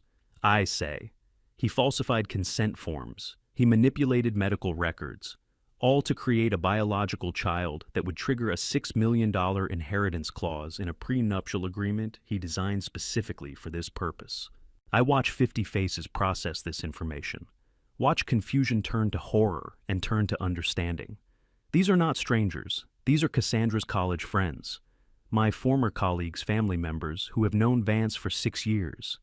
They are watching him now with new eyes. I set a manila folder on the gift table beside Vance's blue DNA box. Inside this folder are the certified federal affidavits, the bank transfer logs, and the forensic data. We have the signed confession of Harper Finch, the nurse you bribed to swap the genetic material, and the tracked records of the offshore accounts you drained. Your trap is empty, Vance. The three witnesses form a triangle that pins him in place more effectively than any handcuffs. His smile is gone, completely gone. He is looking at me with an expression I have never seen before. Not anger, not fear, recognition. He finally realized what I knew 3 weeks ago in my library at 3 a.m. He is lost.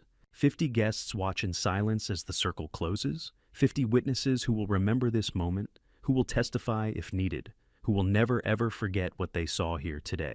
Vance opens his mouth. Nothing comes out. For the first time in 6 years, he has no words. A voice from the back of the tent breaks the silence. I have something to say. I turn. Everyone turns. A man rises slowly from the last row of white chairs, where the overflow guests have been sitting for the past hour.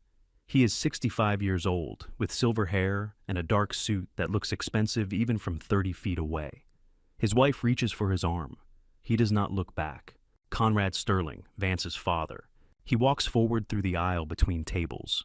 50 guests part without thinking, creating a path straight to the center where his son stands surrounded by witnesses. Nobody speaks, not even Vance. I knew about the Boston affair, Conrad says. His voice is steady but hollow, like something important has been carved out of it. 4 years ago, Valerie Dupont contacted me after the police investigation closed. She had documentation. She had proof. She wanted justice. He stops 10 feet from Vance. I paid her for silence. Conrad continues. $200,000 to make the problem disappear. Then I moved my son to Virginia, thinking a change of residence would change him. Thinking distance from the scene of his crime would somehow cure whatever was broken inside him. The tent is so quiet I can hear the roses rustling against the garden wall. I was wrong, Conrad says. He looks at Cassandra. His expression is devastated. I am so deeply sorry I did not stop him when I could. I told myself he would be different here, that he had learned, that love might fix what consequences never did. I was a coward and a fool, and you paid the price. Cassandra says nothing. Her hand rests on her belly, protective. I am ashamed, Conrad says quietly. I failed as a father. I failed you. I failed everyone my son has hurt. He sits down in the nearest chair. His wife has not followed him. She is still in the back row crying into her hands. Vance turns without warning and walks quickly toward the garden gate. His movement is smooth, unhurried, like a man leaving a boring party rather than fleeing his own destruction. He has always been good at pretending nothing matters. He makes it 12 steps. Agent Brooks stands at the garden gate with 2 uniformed police officers. They have been waiting there the entire time, positioned carefully out of sight behind the catering tent. Brooks is wearing the same navy suit he wore 3 weeks ago when I first walked into his Richmond office with a folder full of evidence. Vance Sterling. Agent Brooks says clearly, "You are under arrest for financial fraud, conspiracy to commit embezzlement, forgery, identity theft, and related federal crimes." One officer moves behind Vance. The handcuffs lock around his wrists with a metallic click that carries across the silent tent. The sound is final, permanent. After 3 weeks of investigation, after Harper's confession and Lucas's testimony and Valerie's documentation and Conrad's complicity, this is the moment that makes it real. "You have the right to remain silent," the officer recites. "Anything you say can and will be used against you in a court of law." Vance does not resist, does not speak. He looks at his father just once, and his expression is completely blank. Then he looks away. I watch his face as the handcuffs lock into place. I search for remorse, for recognition of the harm he has caused, for shame or regret or even anger, for anything human beneath the careful mask he has worn for 6 years. I find nothing, absolutely nothing. Whatever capacity for genuine emotion once existed in Vance Sterling was burned out long ago, replaced entirely by calculation and performance. The officers lead him through the garden gate toward an unmarked police car waiting in the circular driveway. 50 witnesses watch in absolute silence as Vance Sterling disappears from view. The car door closes. The engine starts. The vehicle rolls slowly down the gravel drive and through the mansion gates. Someone starts clapping. I do not see who. The sound spreads quickly, awkward and uncertain at first, then building into something that feels less like applause and more like collective relief, like 50 people exhaling at once. A guest whispers to her companion, Did that really just happen at a baby shower? Testes stos presentaistes. I walk away from the tent. The afternoon sunlight is warm on my face. October in Virginia, the trees just beginning to turn gold at their edges. I head toward the oak tree at the edge of the garden, the one that has stood on this property for more than 100 years. The one where Cassandra played as a child, building fairy houses from acorns and moss. Footsteps behind me, slow and careful. Cassandra stops 3 feet away. Her hand rests on her round belly. Her eyes are red, but she is not crying. She has cried enough. "How long have you known Father?" she asks quietly. I consider lying. Consider softening the truth. I do not. 3 weeks, I say. Since the morning you called me at 3 a.m. without speaking. Why didn't you tell me? Because I needed you safe first, I say.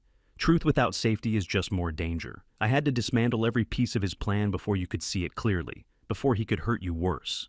She looks at me for a long moment, then she steps forward into my arms. I hold my daughter for the first time in 5 long years. She is warm and solid and real. Her belly presses against me round and full, my grandchild moving between us, with a gentle flutter I can feel through fabric. "I should have listened to you 5 years ago," she whispers into my shoulder. "You were in love," I say. "Love makes us hope people are better than they are. He was never better." "No, but you were never wrong to hope." 50 people stand scattered across the lawn in Virginia, afternoon sunlight, while I hold my daughter. The roses bloom pink and white along the garden wall. The oak tree stands exactly as it has for a century, solid and permanent and unchanged. Somewhere inside the mansion, a string quartet still waits with instruments, uncertain whether to continue playing. The mansion no longer feels empty. Today we won. 2 days after the arrest, I sit across from my daughter with morning tea and prepare to break her heart again. Cassandra is here in the mansion living room, the same room where I first opened Dr. Beck's anonymous email 3 weeks ago. She sits in the leather armchair by the window, morning light cutting through the old glass in patterns that haven't changed in 40 years. Her hand rests on her belly. She looks more rested than she has in weeks, but there is still a fragility around her eyes. "Is there something else you need to know?" I say. She sets down her teacup carefully. "More, the worst part," I say, "the part that made everything else possible." I tell her everything. The 3 a.m. call from Lucas Thorne in Boston. Meeting Dr. Beck in Chester. Harper's evidence box on my doorstep. Melissa's offshore discoveries. The Brazil ticket dated June 30th. And finally, the software. Vance installed message spoofing software on both our phones 5 years ago. I say, every text you sent me was intercepted and deleted before I received it. Every message I sent you disappeared the same way. For 5 years, we were both talking into silence, each thinking the other had stopped caring. Cassandra stares at me. Her teacup sits forgotten on the side table. Melissa's forensic accountant found the subscription receipts. I continue. Vance paid $300 a month to a company that specializes in isolating abuse victims from their families. The software logged everything. You sent me 347 messages over 5 years. I sent you 283. Neither of us received a single one. For 5 years, Cassandra says slowly, I sent you messages and you didn't receive them. No, I say, and I sent you messages every week. Birthday wishes, holiday greetings, questions about your life, apologies for whatever I thought I'd done to make you pull away. You never got them either. She stands up, suddenly walks to the window. Her reflection in the old glass looks like a ghost. I thought you hated me, she whispers. I thought you couldn't forgive me for marrying him against your advice. So I stopped trying. I told myself you were stubborn and cold, and I was better off without you. I thought the same, I say, that you'd chosen him over me and wanted nothing to do with your old life. I didn't know I was so lonely, she says, still facing the window, until I wasn't anymore. I watch her hand move to her pregnant belly, protective and automatic. She is thinking about her child, about the isolation Vance engineered in her, about making sure her daughter never experiences that manufactured loneliness. The silence stretches between us, but it is not empty. It is full of 5 years of stolen messages, full of birthday wishes that never arrived and apologies that disappeared into digital void, full of all the conversations we should have had. I'm sorry, I say finally. I should have tried harder, should have driven here in person instead of assuming silence meant choice. He was very good at what he did, Cassandra says quietly. We both believed exactly what he wanted us to believe. She turns from the window. Her eyes are wet, but she is not crying. "Thank you for not giving up," she says. "When the phone rang at 3 a.m., you could have ignored it. You could have assumed I was calling drunk or cruel or looking for money. But you answered, and you kept looking until you found the truth. You're my daughter." I say simply, there was never a question of giving up. 6 weeks later, I sat in Dorothy Fleming's law office while she read through the final legal outcomes. The prenup challenge had moved faster than most civil cases. Vance's guilty plea removed the need for contested litigation. The office is exactly as I remember from our first meeting 3 weeks ago. Dark wood law books, afternoon light through tall windows. But everything else has changed. Vance Sterling pleaded guilty to all charges. Dorothy says, reading from the court documents, 15 years federal prison, no possibility of parole for 10 years. She sets down the first page, picks up the next. The prenuptial agreement has been ruled completely void due to fraud in the inducement, she continues. Cassandra retains full ownership of the $8 million inheritance from her grandmother's estate. Additionally, the court ordered Vance to pay $2.5 million in restitution for emotional damages and financial harm. The offshore accounts, I ask. The Cayman account was frozen, Dorothy says. $1.5 million recovered and returned to Cassandra's trust. The remaining funds Vance laundered through Natalie Cross's firm were already spent mostly on gambling debts, but the court attached a lien to any future assets or earnings Vance might acquire. She flips to another page. And Natalie Cross, acquitted, Dorothy says. The prosecution determined she was a victim of Vance's deception, not an accomplice. She believed Vance was a legitimate client with legal income. I nod. That matches what Melissa discovered. Natalie was another person Vance used and discarded. Conrad Sterling paid $350,000 to Valerie DuPont. Dorothy continues, plus 6% annual interest dating back 4 years. The payment was finalized yesterday. His wife filed for divorce the same day. Dorothy closes the file folder. The sound is final. Every perpetrator has been held accountable, she says. Every victim has received restitution or justice or both. The legal process is complete. Is justice ever truly complete when 6 years of life cannot be returned? When a daughter's trust and love has been shattered? When a grandchild will grow up knowing their biological father is in federal prison? When 5 years of messages disappeared into manufactured silence? But Dorothy is right. Justice came. Not perfect, never finished, but it came. I drive home to the mansion, where Cassandra waits 9 months pregnant, preparing for the life Vance Sterling tried to steal. The oak tree stands solid in the afternoon light. The library window glows warm. The house is no longer empty. Justice came, and tomorrow new life begins. I have waited 3 hours and 47 minutes to meet my first grandchild.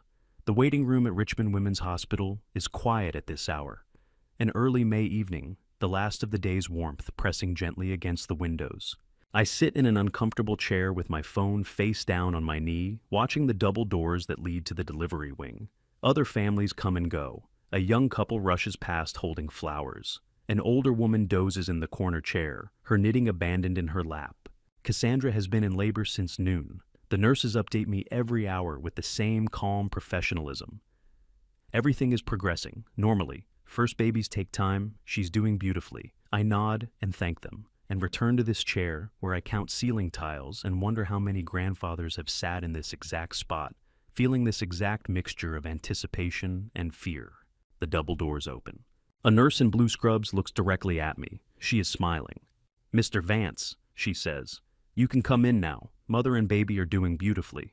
I follow her through the double doors down a hallway that smells like antiseptic and hope to room 217. The door is already open. Soft light spills into the corridor. Cassandra is propped up on the hospital bed, her hair damp with sweat, her face exhausted and radiant in equal measure. She is holding a bundle wrapped in a pink and white striped blanket. The bundle is tiny, impossibly tiny. "Dad," Cassandra says softly. "This is Evelyn." I cross the room without remembering the steps between. I sit in the chair beside her bed and look at my first grandchild. Evelyn is asleep. Her eyes are closed, her face smaller than my palm. Her skin is that newborn red-pink that looks almost translucent. Her fists are opening and closing slowly, instinctively, as if she is learning to grasp the world one finger at a time. Named after great-grandma, Cassandra says. There are tears on her face, but she is smiling. I wanted her to have a name that meant something, that connected her to family instead of to the man who tried to weaponize her existence. Evelyn's tiny fist opens, and I reach out carefully, extending one finger. Her hand closes around it immediately. The grip is surprisingly strong, determined. "Hello, sweetheart," I whisper. "I'm your grandfather." I do not know if I am laughing or crying. Possibly both. After everything we have been through, after 3 weeks of investigation and confrontation and arrest and legal battles, after 6 years of fraud and 5 years of manufactured isolation and 1,825 days of estrangement, this is the reward. This small person with her great-grandmother's name gripping my finger like she will never let go. I hold Evelyn's hand and realize she will never know the isolation Vance Sterling engineered. She will grow up in a mansion full of love instead of empty silence. She will have a grandfather who answers phone calls at 3 in the morning. She will have a mother who learned the hard way that trust is earned and family is worth fighting for. She will carry her great-grandmother's name forward into a future that is safe and secure and free. She's perfect, I say. She is, Cassandra agrees. Despite everything he did, despite all his plans and manipulations, she's just a baby who needs to be loved. And she will be. Evelyn makes a small sound, somewhere between a sigh and a yawn. Her fist tightens on my finger, then relaxes. She is already asleep again, exhausted from the work of being born. "I should let you rest," I say. "Stay a little longer," Cassandra says. "Please." So I sit beside my daughter while she holds my granddaughter, and I watch them both in the soft hospital light. This is what Vance Sterling tried to steal. Not money, not inheritance. This. Connection. Family. The simple, profound miracle of 3 generations breathing in the same room. My phone vibrates in my pocket. I pull it out carefully, trying not to disturb Evelyn's grip on my finger. Dorothy Fleming. I stand slowly extracting my finger from Evelyn's hand with gentle pressure. She does not wake. I step into the hallway and answer. "Dorothy," I say quietly. "I have news," she says, and there is something bright in her voice. The court just issued the final ruling on the prenuptial agreement. It is completely invalidated. "We knew that," I say, "the infidelity clause." "No," Dorothy interrupts. "Not just the infidelity clause, the entire contract, every provision. The judge ruled that the fertility at signing loophole means the whole agreement was signed under fraudulent conditions. The contract does not exist. Legally, it never existed." I lean against the hospital wall. Down the corridor, a baby is crying. Not Evelyn. Someone else's grandchild entering the world. "Cassandra lost nothing," Dorothy continues. "Absolutely nothing. The inheritance was always hers. The trust was always protected. Vance Sterling's entire 6-year plan was built on a contract that the court has now erased from legal existence. Justice and joy arriving together, like twins inseparable, both long awaited. Dorothy's voice delivers freedom through a phone in a hospital hallway, while new life cries in the next room. The timing feels almost orchestrated, though. I know it is simply coincidence. The court does not care that today is the day my granddaughter was born. They do not know that the woman Vance tried to trap is lying exhausted in room 217, holding a baby named after her grandmother. But I know, and the symmetry feels like grace. "Thank you, Dorothy," I say, "for everything. Go be with your family," she says gently. "That's where you belong now." I hang up and walk back into room 217. Cassandra looks up from Evelyn's sleeping face. "Dorothy," she asks. I sit down beside her again. Evelyn's hand finds my finger immediately, her grip automatic and trusting. "Everything's all right, honey," I say. "Everything." Cassandra does not ask for details. She just nods and rests her head back against the pillow, holding our Evelyn close. The prenup is void. The inheritance is secure. Vance Sterling is in prison. And this small person with her great-grandmother's name is learning to breathe and grasp and exist in a world that is finally safe. Everything that was broken is being rebuilt, one moment at a time. 1 months have passed and the mansion is no longer empty. The transformation happened gradually then, all at once. First came the phone calls that were actually answered. Then the weekly dinners. Then Cassandra asking if I would mind company for a few days while her apartment lease ended. Then those few days becoming a week, becoming permanent. I want Evelyn to grow up with history. She told me while unpacking boxes in the guest room that used to be hers. With roots, with great-grandmother's garden and grandfather's library and the oak tree that's been here longer than all of us. I want her to know where she comes from. So now there are baby blankets folded on the leather couch in the living room, a changing table in the upstairs bathroom, a bassinet beside Cassandra's bed. The mansion has been many things over the decades' monument fortress tomb. Now it is simply home. I stand in the doorway watching my daughter carry Evelyn along the rose bushes in the autumn garden. The roses are dormant now, bare, thorny stems waiting for spring, but Cassandra walks the path as if the blooms are still there. "These are the roses your great-grandmother planted," Cassandra says to the 3-month-old sleeping in her arms. "You were named after her, Evelyn Marguerite. She would have loved you so much." Evelyn sleeps with that absolute peace only babies know, her small face tucked against Cassandra's shoulder. She does not know that her father is in federal prison, does not know about prenuptial fraud or offshore accounts or message-spoofing software, does not know that her existence was meant to be a weapon. She knows only warmth and milk and her mother's heartbeat. Cassandra stops at the oldest rosebush, the one planted 60 years ago, when my mother first moved into this house as a bride. "She would have loved to meet you, sweetheart," I say from the doorway. Cassandra turns smiling. She's meeting her through me, through us, through every story I tell. This scene is what I waited 1,825 days for. Not the truth revealed or justice served, not the prenup voided or the money restored. This, my daughter in her great-grandmother's garden telling stories to the next generation. The continuity of family, the simple, profound miracle of a mother showing her child where she belongs. I remember standing in this same garden 5 years ago when Cassandra last visited before Vance Sterling isolated her completely.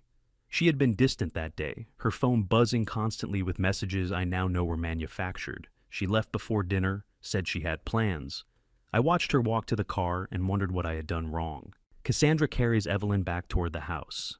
"It's getting cold," she says. "I should feed her." "I'll make tea," I offer. "Thank you, Dad." 2 words, simple, ordinary, more valuable than any amount of inheritance or restitution. That evening, after Cassandra has fed Evelyn and put her down for the night, after the house has settled into its new rhythms, I find myself walking to the library. I do not plan it. My feet simply carry me there, following a pattern worn into the floorboards over decades. The library looks exactly as it did 4 months ago when Lucas Thorne called at 3 in the morning and shattered the silence. Same oak table, same lamp with the green glass shade, same leather chair where I sat in darkness, trying to understand why my daughter would call and say nothing. The bourbon glass is still there on the side table. I have not touched it since that night. It sits with 2 fingers of amber liquid, a monument to the moment everything changed. I sit down in the chair. The leather creaks under my weight, familiar and worn. From the next room I can hear Cassandra singing softly. A lullaby. Something about stars and dreams and safety. The house was silent then. Now it is filled with lullabies. I look at the bourbon glass for a long moment. Think about the man who poured that drink 4 months ago. He was alone in a mansion that felt like a mausoleum. He was certain his daughter had abandoned him. He was preparing to live out his remaining years in empty rooms, convinced that whatever mistake he had made was permanent and unforgivable. That man does not exist anymore. He was reshaped by investigation and confrontation, and the revelation that isolation can be manufactured as easily as affection can be faked. He learned that sometimes protecting what matters most means going through the darkest places. That truth without safety is just more danger. That justice is not always clean, but it can still be complete. The library chair holds the same shape it did 4 months ago. But I no longer fit that shape. I have been changed by what happened between then and now. I reach for the bourbon glass, then stop. Set my hand down on the armrest instead. Stand up. Turn off the lamp. The library falls into darkness. I walk to the doorstep through it and close it behind me without looking back. From upstairs, Cassandra's lullaby drifts down through the old house. Evelyn makes a small sound, not quite crying, just announcing her presence. Cassandra's voice softens, adapts, continues. Sometimes to protect what matters most, you have to go through the darkest places. You have to investigate and confront and dismantle and risk everything you thought was certain. You have to sit in libraries at 3 in the morning, making phone calls to strangers and reading evidence that breaks your heart. But when you reach the other side, when you walk out of that library and close the door behind you, The light there is more real than anything you have ever known. The mansion is no longer empty. 3 generations breathe under the same roof. Tomorrow, Evelyn will wake up in a house full of history and love and great-grandmother's roses waiting for spring. Today I walk toward the light. Morning light breaks through the oak tree branches the way it has for 100 years. I stand at the garden's edge watching dawn arrive. Old habit from when my wife was alive, before the silence, before the empty years. Even during the 1,825 days, when Cassandra would not speak to me, I came here at dawn and watched the light change from gray to gold. The French doors open behind me, footsteps on the stone path. Cassandra walks toward me carrying Evelyn wrapped in a pale blue blanket, the same color as the sky beginning to lighten above us, the same color as the dress she wore at the cafe when she discovered the unauthorized transfers. Full circle. She stops beside me without speaking.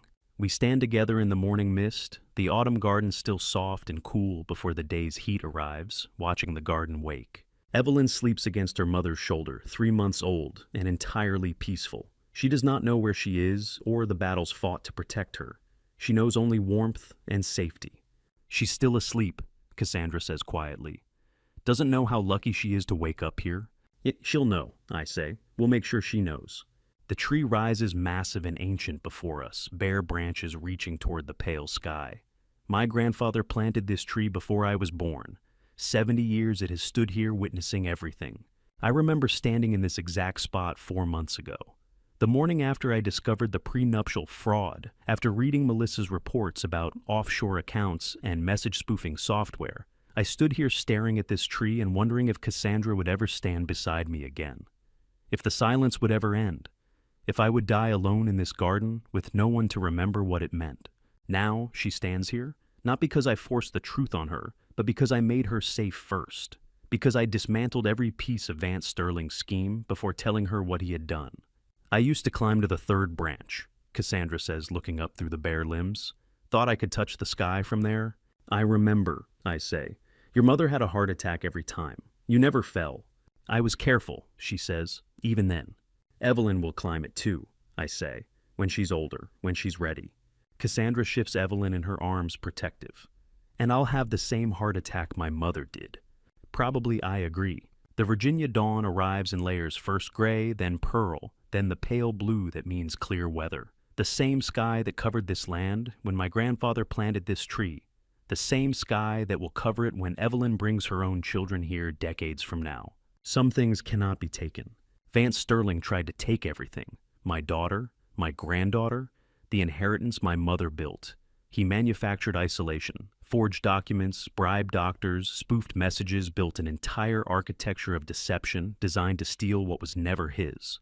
But he could not take the roots of this tree, could not take the father-daughter bond that survived 1,825 days of silence, could not take the sunrise that comes every morning on this land, regardless of who claims to own it. The oak tree's roots run deeper than any deception could ever reach. The branches stretch higher than any scheme could ever climb. 4 generations have been sheltered beneath this foliage through every season of darkness and light. My grandfather planted it with his own hands, believing in a future he would not live to see. Me, who protected it through storms and the temptation to sell when the land felt too empty. Cassandra, who climbed its branches as a child and now returns as a mother. Evelyn, who will learn to climb when her time comes, who will bring her own children here someday and tell them about the great-great-grandfather who planted roots that could not be stolen. Do you remember, Cassandra asks, what Grandma used to say about this tree? Which thing, I ask. She had a dozen sayings. Yeah, the one about storms, Cassandra says. After that hurricane knocked down the fence but left the tree standing. I remember. The deeper the roots, the fiercer the storm it can weather. The deeper the roots, Cassandra repeats softly. She looks down at Evelyn, then back at the tree. We weathered it, Dad. The storm came, and we're still standing. We are, I say. The sun breaks over the eastern horizon, spilling gold across the frost-covered garden. The light catches the oak tree's bare branches and turns them luminous. The roses along the garden wall are already fading at their edges, early autumn, settling gently over the estate. The house behind us is full of life. 3 generations under one roof, lullabies instead of silence, baby blankets on leather couches, all the small ordinary miracles of a home that is lived in. Evelyn stirs in Cassandra's arms, making a small sound, not crying, just announcing that she is waking, that she is here, that she exists. "Good morning, sweetheart," Cassandra whispers. "Welcome to the first day of the rest of your life." I look up through the oak tree branches at the brightening sky. The sunrise comes every morning on this land. It came during the 1,825 days of silence. It came the morning Lucas Thorne called at 3 a.m. It came the day we confronted Vance Sterling before 50 witnesses. It came the day Evelyn was born. It will come tomorrow and the day after, and every morning for as long as this tree stands and this land endures. Some things cannot be taken. Some roots run too deep. Some bonds survive every storm. The light is here. We are home. And to you listening to my story, remember this. Silence is never just silence. For 5 years I accepted the quiet. I told myself my daughter had made her choice, and I respected it. That was my mistake. I should have driven to her house, should have shown up unannounced, should have trusted my instinct that something was wrong instead of trusting the silence. Don't make my mistake. When someone you love goes quiet, ask why. This family betrayal taught me something I wish I'd known sooner. Family betrayal doesn't always look like hatred. Sometimes it looks like a charming son-in-law who isolates your daughter so slowly you don't notice until 5 years have passed. Every family story has moments where we choose between comfort and courage. I chose comfort for too long, but I believe God gave me that 3 a.m. phone call at exactly the moment I was ready to hear it. Not a moment sooner, not a moment later. The truth will surface if you're brave enough to look for it. If this family story resonated with you, please leave a comment below. Have you ever experienced family betrayal, or do you know someone who has? Share this family story with anyone who needs to hear it. And if you want more stories like this, subscribe to Revenge Dad. Your support means everything to me. Thank you for staying until the very end. Remember, some details in this story have been fictionalized for storytelling purposes, but the lesson is real. Protect the people you love. Trust your instincts, and never accept silence when your heart tells you something is wrong.